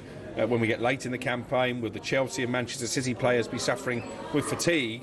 And he told me that actually this is a competition that shouldn't have been taking place this summer. It certainly shouldn't have been taking place in the heat in America. So I thought that was fascinating, and again sort of underlines where the bodies of the various football leagues and the people who run the game are not necessarily on the same page. I've spoken to Ian Rush as well about Liverpool's chances of retaining the title. And let's just say he'd be a big fan if Alexander Isak was to make that move from Newcastle to Anfield. Well, I think looking at Liverpool on Sunday, obviously Ekitike did well, but they, and partly through tragedy, of course, we know, and partly through sales, they are 3 strikers down, aren't they? Well, they've got 2 strikers, they've got Ekitike, and they do need Isak, and they probably could do with somebody else. Yeah, it took me back a bit, actually, when I was speaking to a clearly dejected Virgil van Dijk immediately after that Community Shield defeat to Palace at the weekend. And I said to him, you've got a lot of attacking options, but maybe you need to strengthen defensively. And he said, well, have we got that many attacking options? We've lost Darwin Nunez to Saudi Arabia and obviously Diaz to Bayern Munich as well. We could do with another attacker. And obviously there's been a lot of conspiracy theory on social media that Van Dijk has been leading the charge for Alexander Isak to become a Liverpool player. You didn't need to be a genius to work out who he was talking about. I still think Liverpool are massive favourites for the title. I think there's a different pressure this season, because if we'd have been at the Premier League launch event this time last year, we wouldn't have been talking about Arne Slot winning the league in his first season. And as Ian Rush has told me, it can often be harder to win back-to-back titles than it can be to win the first one. So it'll be interesting to see how they react. But Florian Wirtz, I think, is going to be a revelation. Ekitike's obviously got his career in English football off to a dream start with a brilliant goal at the weekend, and it's up to the rest to try and play catch-up. I do think, though, and I'm not just saying this because you've got Andy there, I do think Chelsea are being slept on. They're 10-1 to win the title. I think it's a massive prize. I think they'll get knackered. We've had such a brilliant end to the season. Yeah, you get knackered in March. Well, they've got enough players, haven't they? They've got 3 players for every position, haven't they, at the moment? They seem to be collecting them. I mean, last year, Chelsea, they started brilliantly and a real slump and finished really strongly. So it's very difficult to tell. They looked sharp on the weekend, though. So, you know, looked too tired then. Can I ask you, Cookie? Later in the season. Sorry to interrupt him. Can I ask you, Cookie, when you were pressing Richard Masters on the Man City charges, did it go along the lines of, when will we know? I can't tell you. Go on, tell us. No, I can't tell you. Go on, go on, go on. And what, like, he's not going to, like, it's like, fair enough, you've got to ask the question. But, like, I would have loved Richard Masters to go, OK, we'll find out in October and they'll go down to League One. I was hoping for that. Maybe not the League One bit, but at least that we would know when Manchester City would find out if there is going to be any punishment, or indeed if they are deemed to be not guilty. But yeah, he was a bit like a night watchman in cricket, Richard Masters. He just slowly kept batting them away and, you know, just protected his wicket. I did put it to him, this has been going on for far too long, you must concede that. And he said, look, legally, I just can't talk about it.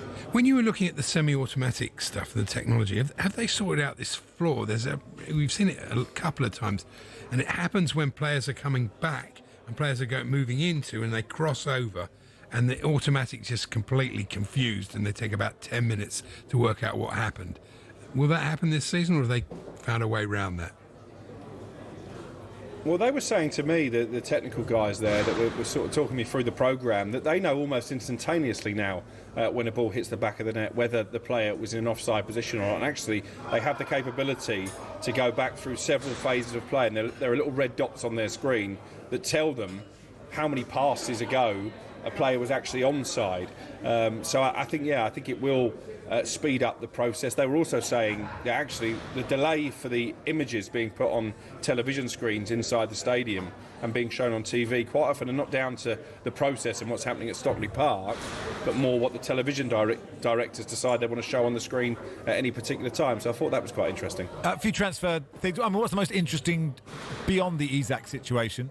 What transfer is sort of the most interesting to you at the moment that's sort of bubbling away? Well, I think it's all about Liverpool and the fact they're trying to strengthen from a position of power. We know that talks have taken place between them and Palace over Mark Gay. I think the decision that Gay's got to make is if he wants to go to Liverpool and maybe not be a guaranteed starter, when I think if he stays at Palace, he's going to captain the team, he's going to play week in, week out. If he stays fit, I think he'll probably be guaranteed a place at the heart of England's defence in the starting 11 at the World Cup next summer. One defender Liverpool are definitely closing in on, though, is the Parma youngster Giovanni Leone, very highly rated. I know someone actually who was on the hierarchy at Parma until fairly recently, and he said every big club in the Premier League is chasing this kid. I don't think he's necessarily a signing for the here and now, but more for the future. We don't know what's going to happen with Konate yet, because of course he's still in contract negotiations, and as it stands is a free agent at the end of the upcoming season. But what Richard Hughes, the sporting director, and Michael Edwards, the overlord of the Liverpool ownership group, FSG, are really doing this summer is strengthening from a position of power. And the other fascinating one for me is Newcastle and this Jacob Ramsey situation, because again, PSR has been obviously all talk here in Liverpool at the Premier League launch. I think Aston Villa would be reluctant sellers, but if they could choose a player to sell, it looks like it is going to be Jacob Ramsey to help them stay on the right side of the financial regulations, and maybe Villa's loss could be Newcastle's gain. Yeah, and talking of Newcastle, I mean, they do risk having a poor start to the season if they don't sort this out. If it was me, if I was a Newcastle fan, I'd want them to sell Isak as quickly as possible. And I'd go for Visser and I'd go for Jackson.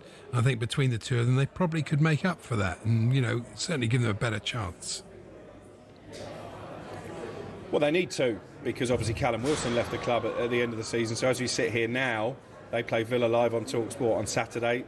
No chance that Isak plays in that game. So Willa Sula, who didn't play a lot of minutes in the Premier League last season, still pretty raw at that level, is their only frontline striker, if you like.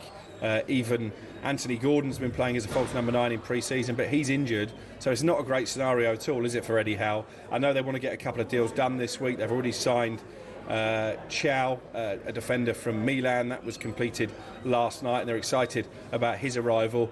Johan Wissa they're desperate to get, and there could be a domino effect there, because a sense is getting closer in terms of an agreement between Brentford and Bournemouth for Dongo Watara to move to the G-Tech, and that would then enable Wissa to complete his move to Newcastle. The problem with Nicholas Jackson is Chelsea's asking price, £70 to £80 million, I think is a massive undertaking. I think that will come down as we get nearer the deadline. I think you get a couple of hotels as well with it. Yeah, no, I think the way other strikers have gone, he's Premier League proven, he scored a lot of good goals.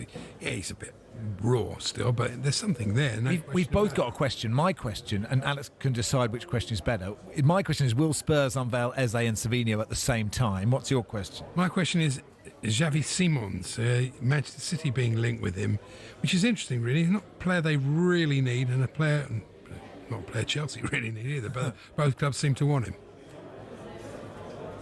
Yeah, I think he's just one that Man City are keeping an eye on at this moment in time, just in case they do sell Savinho. But again, I think you're talking about a club record offer from Tottenham, which is not usually the Daniel Levy way. But the longer this move to Chelsea becomes protracted, the more opportunity there is for a Premier League rival to nip in. I know his preferred destination is Stamford Bridge.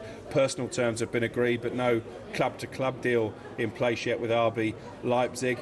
In terms of Eberechi Eze, the clock is ticking on that one, because his release clause, which initially we thought expired a week or so ago, that expires on Friday, the day the Premier League season starts. I don't think Tottenham will trigger it between now and then, because I think they feel there's a deal to be done, maybe a £55 to £60 million deal. But certainly their need is greater now, because they've lost James Maddison to a long-term injury, and of course they didn't manage to sign Morgan Gibbs-White. So at the moment I would put Tottenham in the box seat, and they might be benefiting actually from the fact that Arsenal see Eze more as a number 10 than a wide player, and they've already got Martin Ødegaard. We're assuming that Gyökeres is going to be the frontline striker, therefore Havertz drops into a deeper role as well, and they've promised Ethan Nwaneri game time. So hard at the moment to see where Eze really fits in at Arsenal. Right, good stuff, Cookie. Thanks, pal. Interesting.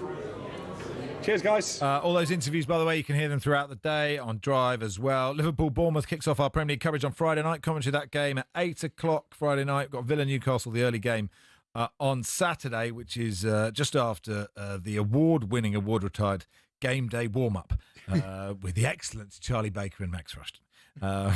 Self-indulgent. It's a good show. I like it. I like it too. Thanks so much. I found the beginning a bit loud, but that's really, really good. The beginning is noisy. You're right. Andy Goldstein, Darren Bennett here on Drive. Me and Andy with you until then.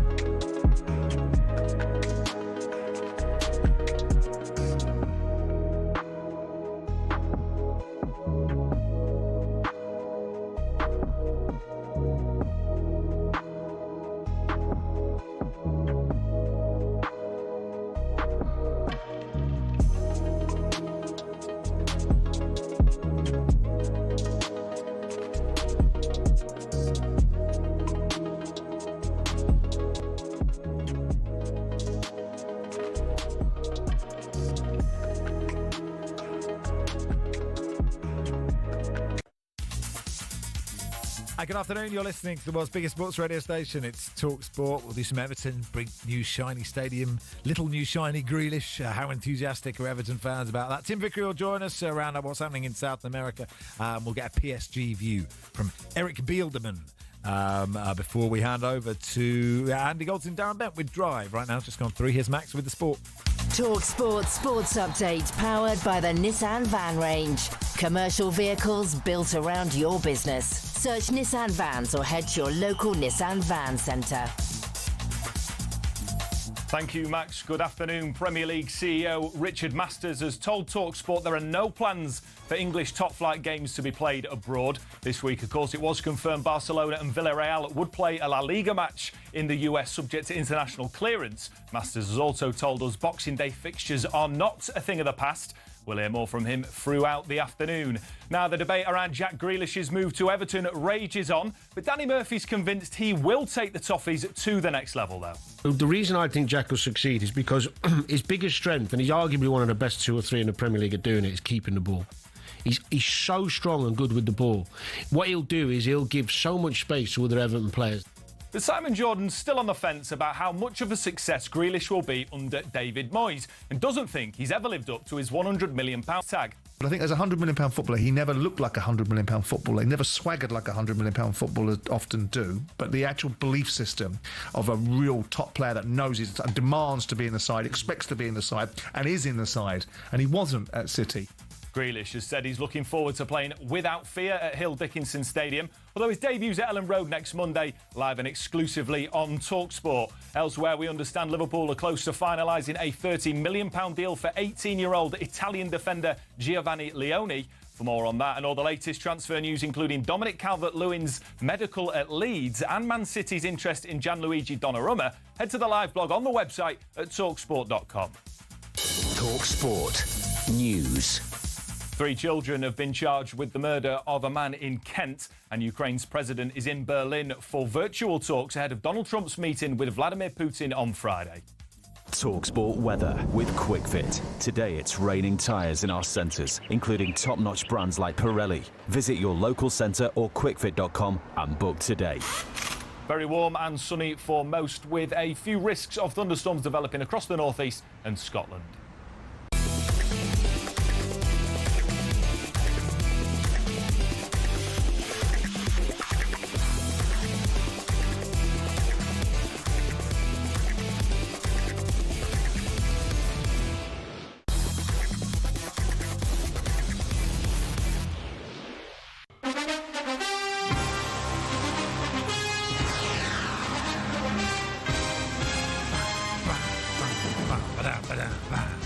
The NFL returns to Wembley in October as the LA Rams take on the Jacksonville Jaguars.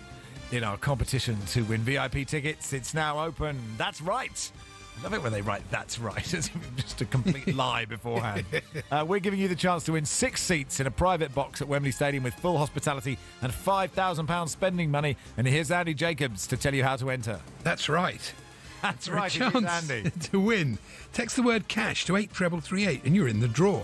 Text costs £2 plus 1 standard network rate message. You must have the bill payer's permission, or you can enter for free by calling 0330 880 3338. That's 0330 880 3338. All entries must be received by 25th of August at 11 p.m. 18 plus UK, excluding Northern Ireland. This is a talkSPORT limited promotion run on talkSPORT, Talk and Virgin Radio UK stations. Full T's and C's at talksport.com. I like you reading out phone numbers, Andy. I do love that music. Yeah, it's good, isn't it? Remember your first phone number? What, my first phone number? Midway 3583. 3583. It's a good one, isn't it? Just 4 numbers. There only were 9,000 phones in the UK. That's good. Me and Alexander Graham Bell. Exactly. Used to ring each other His up. number was just 2, wasn't it? 0223 65327 if you want to ring 28 St Barnabas Road in the 80s. Anyway, let's hear from Jack Grealish. He's been speaking to Everton TV, presumably sounding enthusiastic about signing for Everton. When I had my first chat with the manager, that was the reason why I wanted to come here. Yeah, no, that was one of the reasons, probably the main reason, why I wanted to come here after speaking to him. And I even said, to my agent and stuff, I says, from now, I says, I don't want to go anywhere else. I says, if we can get this deal done, then I want to go and play for Everton. After speaking to the manager, like I said before, I've always known how big this club is, and especially playing at Goodison Park, over the years, it's been so tough. The fans, here are incredible, such a difficult place to come and play. So I'm happy, and finally ready to be on their side. I'm a big fan of Jack Grealish. I'm Me pleased too. he's there. I do like those interviews where they say, as soon as the gaffer spoke to me, this is the only place I'd wanted to be. Just imagine if he said, well, I spoke to David Moyes and then I just asked around a bit. I thought maybe Spurs could come in, but they didn't. And I thought, well, I better sign for Everton. I think it's really good for them. Let's talk to Dave Johnson from the Falcon Blues podcast. Hey, Dave, you good? Yeah, not bad. Gents, thank you. Are you all right? Yeah, you must be excited about this because I think Grealish, when he's the main man like he was at Villa, and look, he was great for City for a couple of seasons, but I think that's what suits him. And we saw with England under Carsley when he was the main man in that game. It really suited him. I'm sure David Moyes will get the best out of him. Yeah, definitely. I mean, I don't think there's a single Evertonian who's not excited by Jack Grealish coming to Everton. As you said, Moyes probably wants him to emulate the style and play that he had at Villa rather than what he's had at City. Where he was, and Jack even said it in his interview yesterday, wants to play without fear, wants to be getting on the front foot, attacking defenders and making things happen at the right end of the pitch, So, yeah, everyone is genuinely excited about it. And, what you were saying there about him talking to David Moyes and stuff, that's what fans want to hear as well. You say all the right things, but he just actually seemed genuinely pleased and excited to be joining Everton, and hopefully that is something that is true. Yeah, I heard an Everton fan on the breakfast show saying, and I'm sure you all feel like this is the first season for ages that we feel with a bit of optimism for the season, and it's understandable because what Moyes did when he came in was pretty impressive. Of course, and that's something that we want to try and build on. I know we've lost a lot of players through end of contracts, moving on, whatever. And we have got a paper-thin squad during the pre-season, but we brought in 6 new players. We've managed to maintain keeping hold of Jared Branthwaite, Michael Keane and others where we've given them additional contracts. But then the 6 that have come in haven't come in to be bit part players. Keenan Dewsbury Hall is going to be making a big impact, and hopefully Jack is also one of those players. But to see him along with Iliman Ndiaye and Keaton Dewsbury Hall as well, it is an exciting time for Evertonians, and we should be looking to, like we said, push on from where we finished the 13th last season, the top of the bottom, if you like, but then, push on further to, can we finish in the top half of the table? Can we finish in those European spots? And that's what we should be looking to do. Yeah, I'm a big fan of Dewsbury Hall. He did well for Chelsea. He never complained. Whenever he came in, he did a good job. He scored goals. He was great for Leicester. I think he'll do a good job for you. Yeah, again, it's a big money deal for us, but this is where the board and the new owners are start. This is the kind of stuff that we want to see. I know we've had our ups and downs with previous owners in the past where they just throw money at everything. This seems like intelligent buys rather than going out and buying every number 10 that we possibly could in previous years. We've looked at it and gone, okay, the midfield needs a rehaul. We're probably going to be looking at another defender because of injuries and things like that, another right back because we're so desperately needing the right back. We're looking at, Tyler Dibblin at Southampton for the wing. It's all sensible buys, not just panic buys for the sake of buying. I did the Guardian Football Weekly Premier League previews, and 2 of the panellists relegated Everton this season. I'm sorry. I don't. That's just what happened. It wasn't me. I don't shoot the messenger. I'm not. But I find that amazing. Well, I was surprised. I think I have them 12th this season. I had them doing what Forest did last year, and I think Moyes said that that's what he wants to do. I see that. Yeah, I don't know. Are there any pessimists still? Because, you're going to a brand new stadium, but obviously we know there are some pessimists amongst the Evertonians. Are there any, or is it all just pure optimism, Dave? It's optimism with a hint of, realism as well. It's going to be a tough season. We've never been in this situation before where we're going into a brand new stadium. So this is all fresh, so we've got to hit the ground running and we've got to start picking up points. We've got to be making Hill Dickinson Stadium a proper. We've got to bring Goodison there. Yeah, we've got to get the results, if you like. You know, it's on the players, it's on the fans, it's on the club itself to push to where we need to be. I'm not even considering relegation. I wasn't even considering it last season. You know, we've come away and we've cruised away from relegation. You know, we were finished on 48 points last season. Season before, yeah, we've had our lucky escapes, but the fans pushed the team through. And that's something that you can call us the great escape artist for all you want, but it would be more a case of the fans will push this club no matter what, and the fans will give everything to make sure relegation battles don't happen again. You know, and we're not even staring relegation battles in the face at all. And I think, you know, as you're saying there about Forest as well, that's a great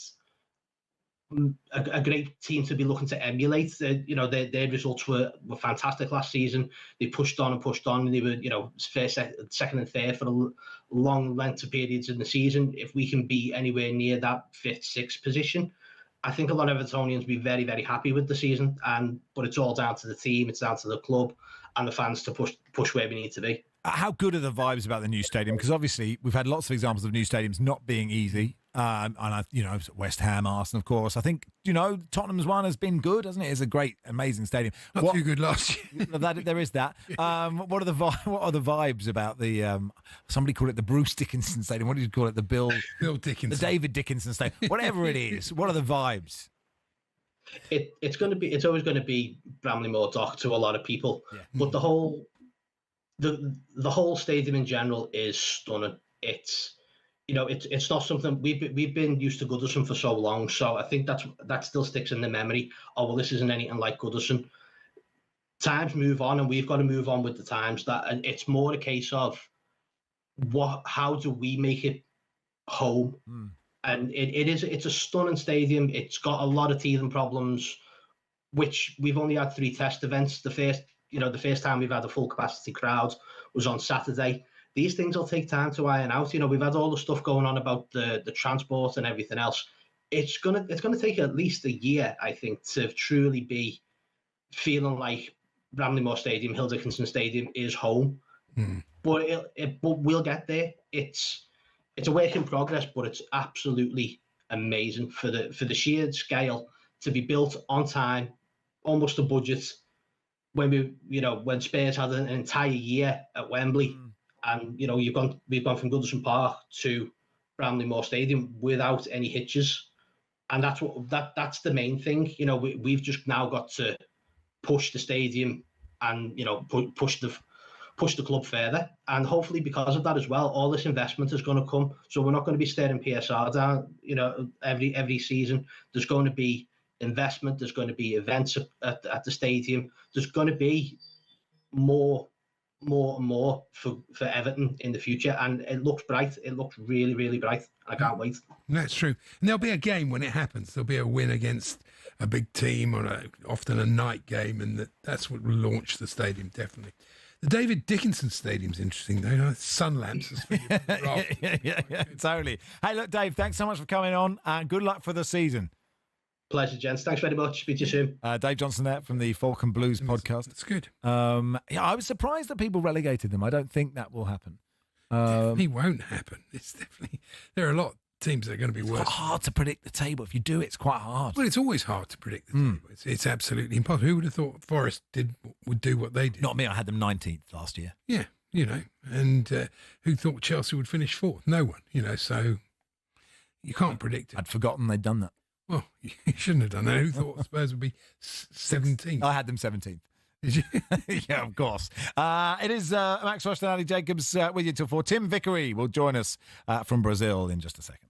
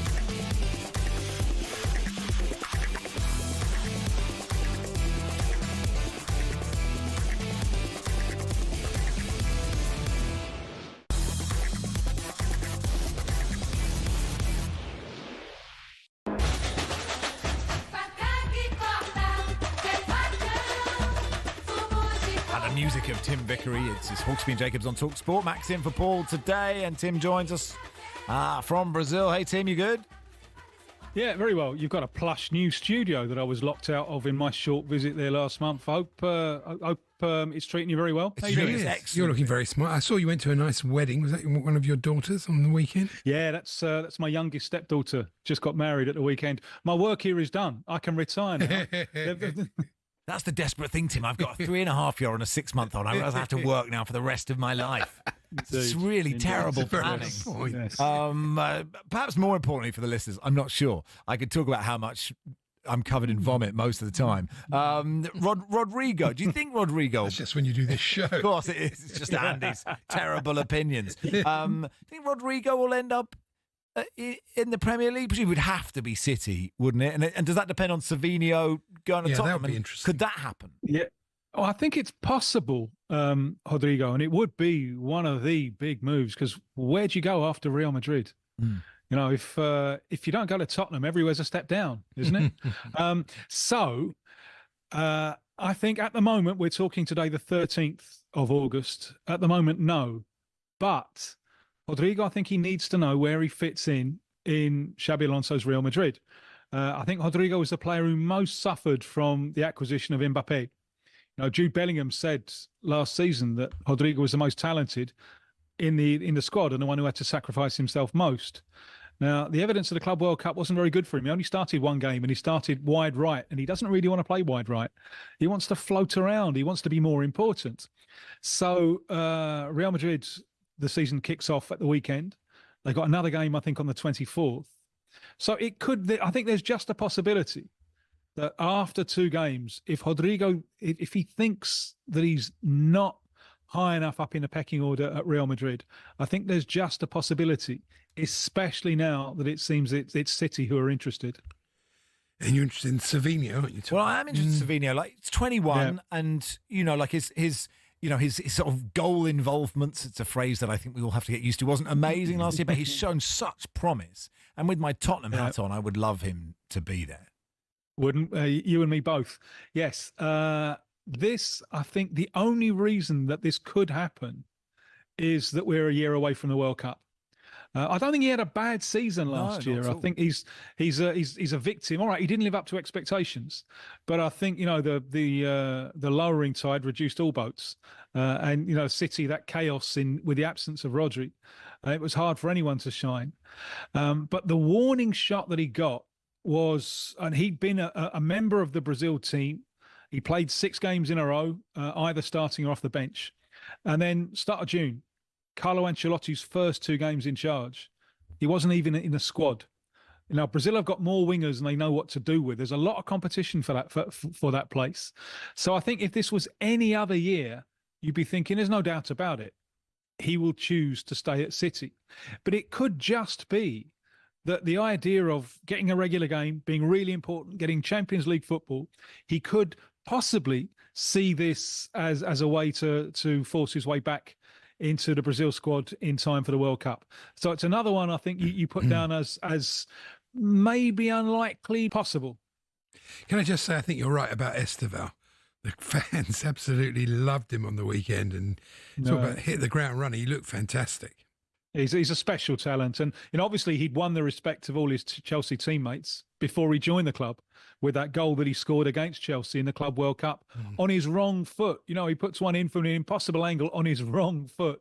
He is, I think, and Rodrigo might disagree, but I think he is the brightest talent that Brazil have produced since Neymar. And it's fascinating that he's chosen the Premier League. Really fascinating, because you know, usually they all want Real Madrid or Barcelona, and he could have had any of that. Interesting that his agent said that the reason that they chose Chelsea was that Chelsea were the club that were most open to seeing him as a number 10. Now, I'm not sure if they've had that conversation with Mr. Cole Palmer, but they've got so many options there at Chelsea. But it'll be fascinating to see how it goes, because I honestly don't think the Premier League has yet been able to count on an absolute genuine top draw Brazilian superstar. But I think Estevan could be the man. That's interesting. Speaking of Chelsea, they've signed, or they're looking at an Ecuadorian. Unless it's Enner Valencia, you're going to have to tell me who it is. Yes, it's Piero Hincapié, who's a left-sided centre-back for Bayer Leverkusen. And obviously with Colwill getting injured and Chelsea perhaps with more resources up front than at the back, I think it makes perfect sense. And he's 23? He's played nearly 50 games for Ecuador. That Ecuadorian defensive unit, World Cup, they've qualified for the World Cup. The last 9 games, they've conceded a grand total of 1 goal.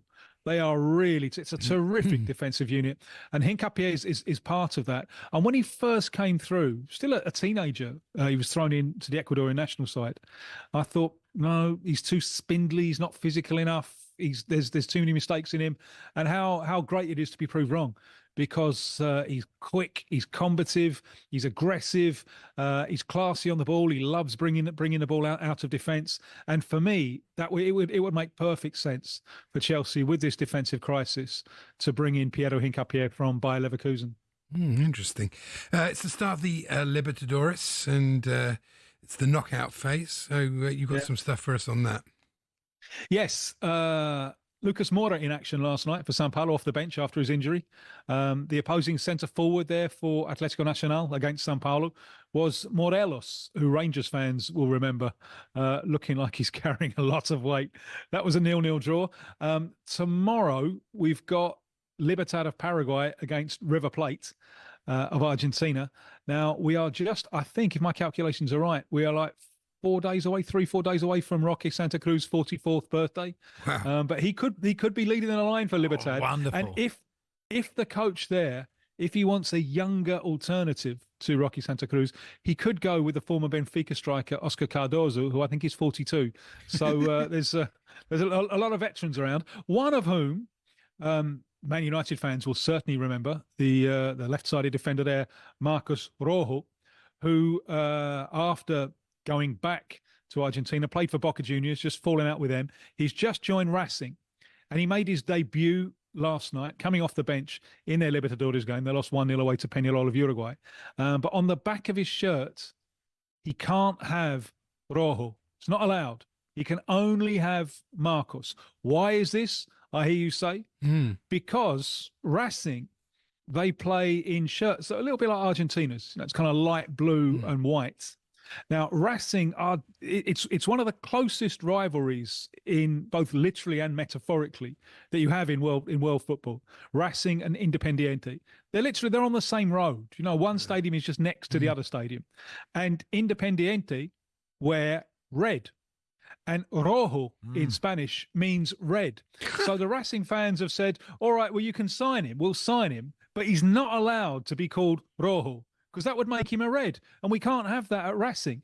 It's a little bit like, it reminds me of back in the day, of Wales fans being a bit disgruntled that their centre-back was a very fine centre-back, was called Mike England, and only referring to him as Mike, you know, but Rojo not allowed to be referred to by his surname while he's playing at Racing. Oh, that's brilliant. Tim, thanks for coming on, pal. Tim, good stuff. My pleasure. Thank you. As he is brilliant all the time, Tim Vickery. And he'll be back next week, as he always is. Max Rushden, Andy Jacobs with you for another half hour. We'll look ahead to the UEFA Super Cup from a French perspective in just a second. PSG versus Spurs, live on talkSPORT tonight.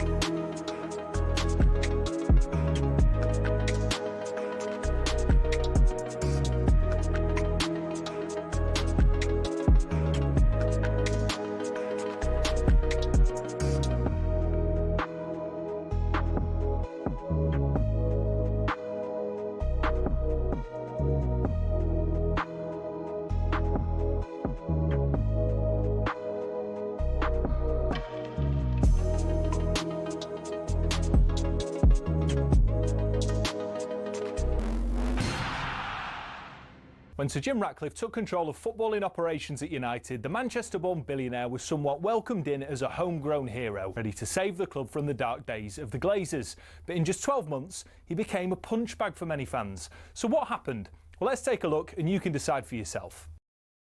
Over the last 3 years, the club lost 300 million quid, and Ratcliffe rightfully committed to sorting that. But what seemed to get fans' backs up is the way he went about it. For example, talkSPORT understands staff lunch options at the Carrington canteen have been reduced to just soup and sandwiches, which the higher-ups at the club say will save them 1 million quid a year.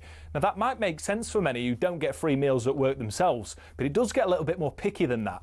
It was reported that after staff brought some stationery, they were ordered to send sellotape back because it wasn't considered to be essential.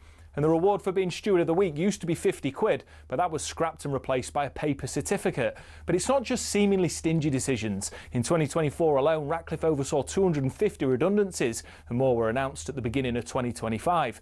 Now, while there are people who acknowledge United staff numbers are overinflated, it's the optics which aren't great. Add to the mix the introduction of a flat ticket price of 66 quid for every fan, even children, while Casemiro's on 350 grand a week, and the frustration of fans reached fever pitch. Time will tell whether Ratcliffe's cost-cutting measures will improve outcomes at the club, but one thing's for sure, there's a long way to go for United to be back where many say they belong.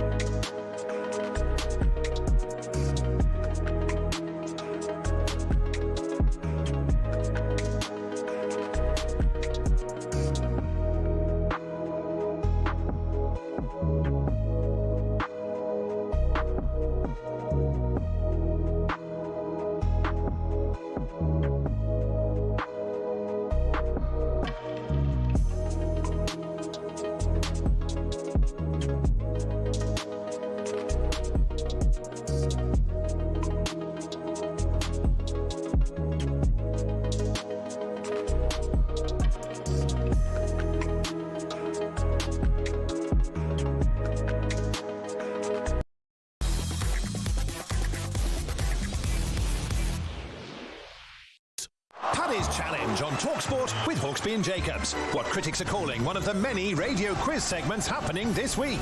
Paddy Power. 18+ BeGambleAware.org. Yeah, probably that guy arrived on a small boat's had a tougher life than that Sun journalist. But, you know, it's not talk politics, is it? It's time now for the return of Paddy's Challenge, our weekly quiz for charity in association with our official betting partner, Paddy Power. In Paddy's Challenge, we put our knowledge to the wonderful world of sport to the test with the chance of raising lots of cash for our nominated charities. I'm playing for Teams Hawkesby, chosen charity Sporting Memories Network, which is a good one. I approve. Andy, who are you raising funds for? I forgot. Shin UK. Shin UK, of course. You care about them greatly. I do, actually. Yeah, they're a great charity for muscular dystrophy. Excellent. Helping to manage proceedings and to ensure fair play is our guest quizmaster, Ben Fletch. Hello, Fletch. Very good afternoon. Back for a sixth season. Who'd have believed it? Tremendous, Fletch. Well done. Right, Congratulations. People are talking about it. I'm still getting paid the same round figure. 4 years until your testimonial. Yeah, that round figure is 0, in case anyone was wondering. So in Paddy's Challenge, as if you didn't know, you'll each be asked 3 multiple-choice questions posed by the voice of Paddy Power. Alistair McGowan is in this week. Not on holiday. The winner will be the player that scores the most points. In the event of a tie, it will both win the chance to raise some cash for your charities. The virtual coin toss has taken place off air. It has determined that Max will be going first on this occasion. Nothing at all to do with the fact he's the guest presenter this week. Just a mere coincidence. Sure. Obviously. Yeah. So if our highly paid technical team is ready in our brand spanking new studio. Did we mention we've got a brand spanking new studio? I don't think we did. Here comes your first question, Max. Right, okay, yeah. I don't think anybody cares or listen. I think it really matters. If you're driving a van around Widnes, I think it really matters if they know we're in a nice studio in the as opposed to a box. Doesn't matter at all. I agree. When we went to the 17th floor, I wondered if maybe people further away could hear us because we're so high up. We might travel further. Anyway, carry on. I had to stop all mentions of the 17th floor. Well, the penthouse suite. It doesn't mean anything to people. I totally agree with you, Andy. You know, complaints at talksport.co.uk, as I often say. Okay. Anyway, Max, here is your first question. Okay, yeah, I'm looking forward to it. Son Heung-min swapped North London for Los Angeles with his recent move to LAFC. What embarrassing blunder from a local politician did he have to negotiate at his first press conference? A. Being asked whether Donald Trump would be a good club owner. B. Being told that he needs to help the USA win next year's World Cup. C. Being asked which Tottenham player he would like the club to buy next. I think it's probably A or B, isn't it? But I wasn't following it. I'll go A. That's what I would have gone. Oh dear, oh dear. Oh, There yeah. we go. Bit slow there, wasn't it? So much for the new tech. It was actually B. Would he help the USA win next year's World Cup? This was yes, so incredible. that was the one I wanted to answer, but I just forgotten the multiple choice. LA City Councilwoman Heather Hutt made a huge faux pas, or fax packs in Quinny's world, by saying we're expecting a World Cup win for the USA and we're here to support you to get that done. Oh, sounds like she needs a trip to HR. I can give her directions, Andy, as I'm sure you're well aware. Andy, speak of the devil, here comes your first question. Arsenal boss Mikel Arteta is well known for using small margins to give his side a competitive advantage. He even has a chocolate Labrador at the team's training ground, who is named what? A. Win. B. Score. Or C. Defence. I think it's win. 1 point to Andy. You are absolutely right. Arteta's asked for the permanent removal of the pull-out cover from the players' tunnel because it muffles the roar of the crowd, creating a less intimidating atmosphere for opposing players. Speaking of dogs called Win, we had a member of the team that used to work here with a dog called Lose. Lose Listeners. Remember him? Is this on air? Believe it or not. Hey, they wanted it for a 6th season. Question 2, He works Max. for the BBC now. He's got a really good job now. Oh, is he? Yeah, they say. I'm reliably informed. Yeah. I have to wait and see what Thursday's Pop Bitch says. Anyway, question 2, Max, here it comes. The Premier League starts on Friday, and every manager knows the importance of winning starts and early wins. How many of the 2024-25 season's top 8 teams were also in the top 8 after week 5 of last season? A. 5. B. 6. Or C. 8. Absolutely no idea. B. Oof. I'm afraid the correct answer was 8. Statisticians Opta have rated the difficulty of each side's first 5 games with United, and Arsenal, deemed to have the hardest start. Villa, Palace and West Ham are said to have the easiest starts. So there we go. So Andy, you're in the rare position where you have the opportunity to win this bit of forced fun on your second question out of 3. Here comes your second question. In the 2025 Club World Cup, Chelsea finished with how many players tied for top club scoring honours with 3 goals each? A. 3. B. 4. Or C. 2. I don't know, actually. I'll go 2. I can't remember. Oh dear, oh dear. That, really. I'm afraid the correct answer was 3. Do you want to have a guess at naming them? Was it Cole Palmer? One of them. João Pedro? Yep. Who would the other one be? Pedro. Correct, Pedro Neto. Pedro Neto. So there we go. So Max, Yes, I can steal. just like that, you're back into it. Well, the best you can play for is a draw now. I'm happy with that. Oh. Yeah. There we I'm go. just having a good time. That's what we're all here Yeah. for, right? Hashtag forced fun. Yeah. Here's your third and final question, Max. Yes, okay. Why was Manchester City's kitman left a bit red-faced after the team's pre-season match against Palermo last weekend?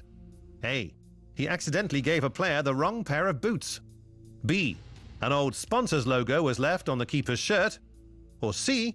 New arrival Tiani Reinder's name was spelled wrongly on the back of his shirt. Oh, I'll go C. Yeah, that's what I would have gone with. Pick that one out. Is the correct answer. Hard to spell. It is hard to pronounce as well. It didn't seem to bother Reinders, who scored 2 of City's 3 goals, and the many fans observed they had also been incorrectly spelling his name. It reminds me of that Crystal Palace shirt that had Chrysler Palace. You remember, was it a playoff final? And they misspelt the word crystal with an H. Can Sounds happen. like it does happen, especially in the talkSPORT merchandising department. Shout out to our head of marketing. Question 3, Max, and an opportunity for you to win. Come from behind and win outright. Here comes your third and final question. Is this for me? This is, yeah. Okay, good. It's me. Oh, no, sorry, I do apologise. I got so carried away slating people I work with, I've completely lost the mechanics of the quiz. Andy, your third and final Just question. focus, Fletch. And an Not with the opportunity. jokes. Focus on the quiz. Do the job for the first time in your life. Make it a career first. Andy, your third and final question, and an opportunity for you to win. Here it comes. Good. Justin Rose beat JJ Spawn in a nail-biting playoff to win the St Jude Championship last weekend. How many PGA Tour titles has Rose now won? A. 12. B. 15. Or C. 7. I don't know why. I'm going to go 7. It's probably wrong. Yeah. I'm afraid it is wrong. The correct answer was 12. Rose became the first player in his 40s to win on tour this season, claiming his first title since the Pebble Beach Pro-Am back in February 2023. So that means it's one apiece. A fine display of knowledge of the latest sporting facts means Paddy's giving both of you a free £10 bet. Oh, great. It just remains for me to ask, what are you going to go for? Max first. Oh, God, I'll do Spurs to win, to lift the trophy tonight. Win the trophy. Live on talkSPORT. Coverage gets underway at 7. And you, Andy? I'll go both teams to score. We'll find out next week. Jez has been in touch, Fletcher, to say a fax paz, as Quinny would say. What the hell is he even doing on Talk France? It's a fox paz, as Quinny would say. Is that right? Yeah, Quinny would call it a fox paz. Fox paz. Yeah, not a fax paz, a fox paz. I heard 2 versions. Well, that's this week's challenge. Fox paz. Thanks to our friends at Paddy Power. 18+, begambleaware.org. Cheers, gents. Thank you, Fletch. That is, I was about to repeat what you said, but you said it. You're only sticking up for Quinny because he's suing you. He's suing me. Yeah, it's okay. After all the abuse I've just got for, mixing sport and politics a second ago on the text board, it's amazing that people who want free speech don't like it when they hear something they don't like. But anyway, it's my own problem. Cheers, Fletch. Mad. Paddy's Challenge on talkSPORT with Paddy Power. 18+, begambleaware.org.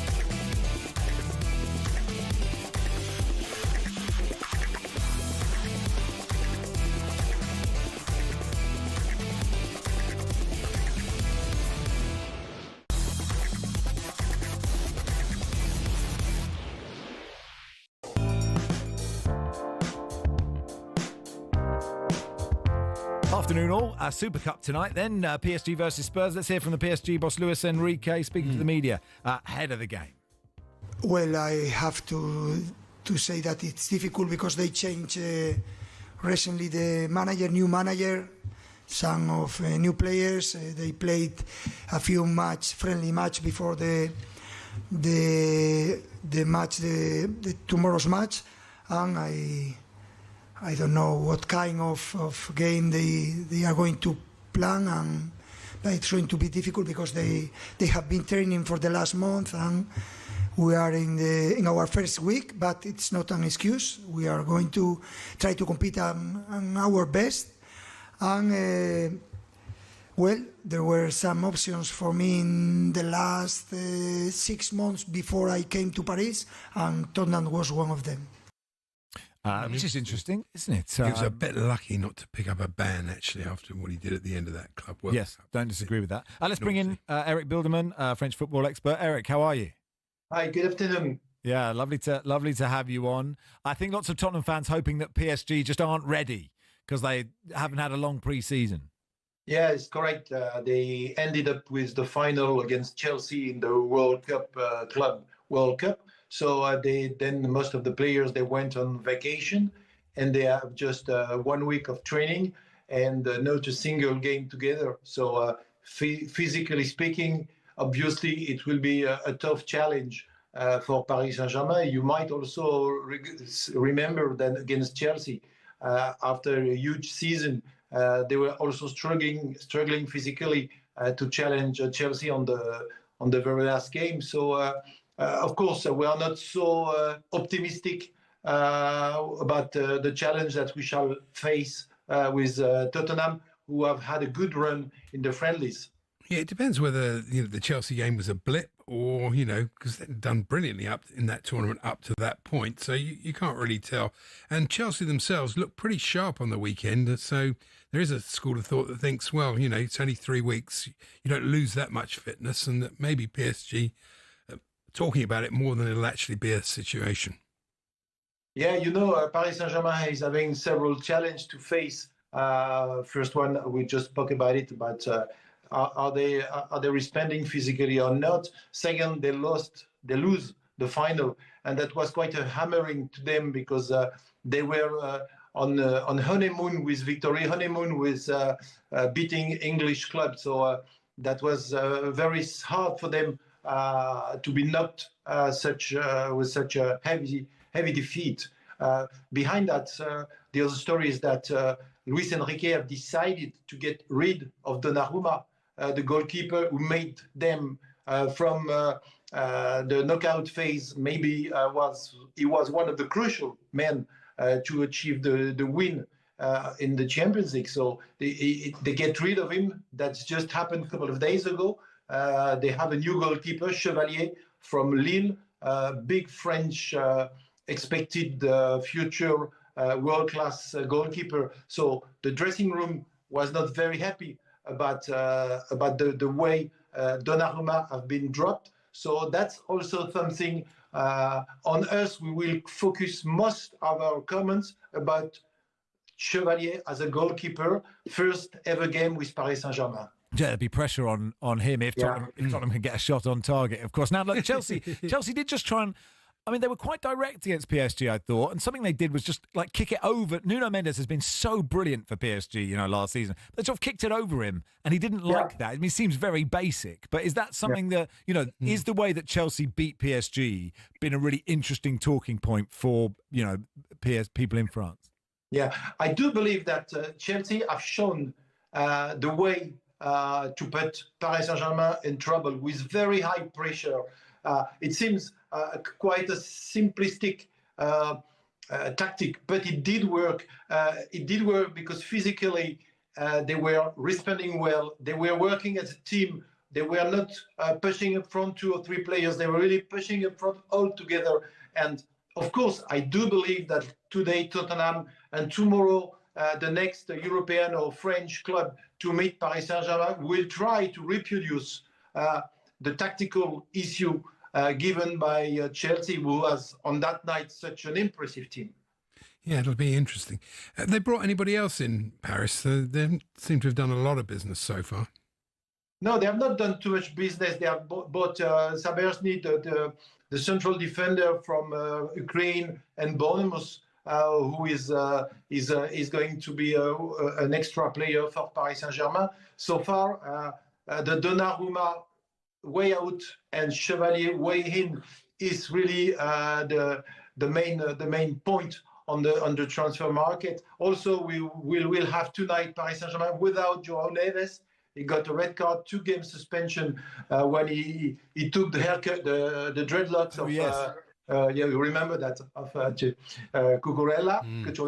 And then Wayne Zaire Emery, who 2 years ago was said to be the French offensive midfield, great hope of French football, but he has lost his first 11 choice with Paris Saint-Germain. He is a substitute so far, so he will be given him a golden chance to prove something on that night. Right, so he will, because I wondered if Neves would be banned from the next Club World Cup in 4 years' time. I don't know. So would he come in that? Because that three, with Ruiz and Vitinha, has just been so sensational. Yeah, very. But it does change when one of them's not there. I'm sorry, I didn't understood what was the question, Mark. The question is basically that three of Vitinha, Neves, and Fabian Ruiz has been so special. But obviously, when you take one of those three out, it changes what that midfield is. Exactly. Yeah, I think the midfield of Paris Saint-Germain is by far, during the last season, the very best hard-working midfield in Europe and maybe in the world. Not of the three players is a world-class or a world star, I would say, but they are very hard workers, and together they really work like hell. When you take away one of them, and maybe Joao Neves was with Vitinha the top two of Paris Saint-Germain. Of course, it means something when you look at him with Portugal. Is also a tremendous player.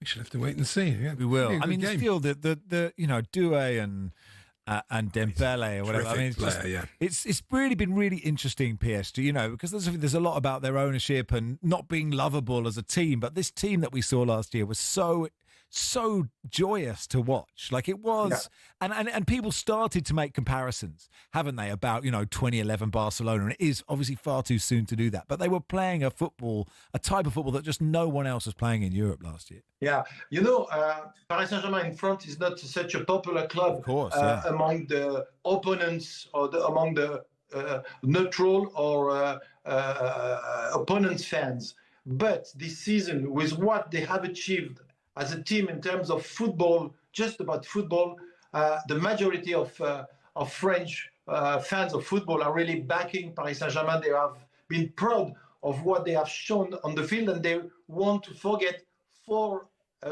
a year. They have been forgetting for 1 year.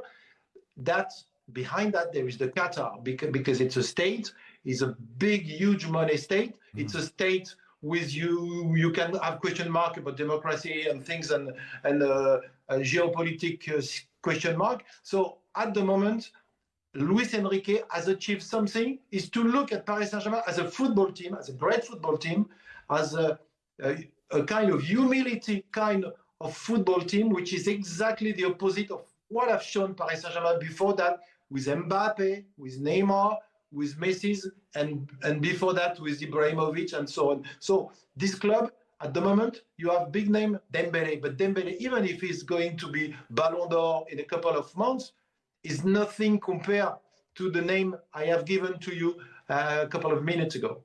And he works hard. He presses a lot. Yeah. Yeah. So it's when does the French season start? Is it this weekend? Yeah. First games Friday, Saturday, and Sunday, with a new TV deal, because none of the TV channel who could be going to buy the TV right have been able to do it. They just refuse to do it because they think the price requested was too much expensive. So the French Professional League of Football have created their own channel, right. And A year ago, you had to pay £35 to see the games. This time, you can have it for £12. So French football is a bargain. That is fascinating, isn't it? Look, well, thanks so much for coming on, Eric. Appreciate your time. My pleasure. Good stuff. Eric Bilderman there, French football expert. Live coverage of PSG Spurs in the Super Cup. But if that doesn't interest you, Huddersfield Leicester in the Carabao Cup first round is on talkSPORT 2. So we have everything covered.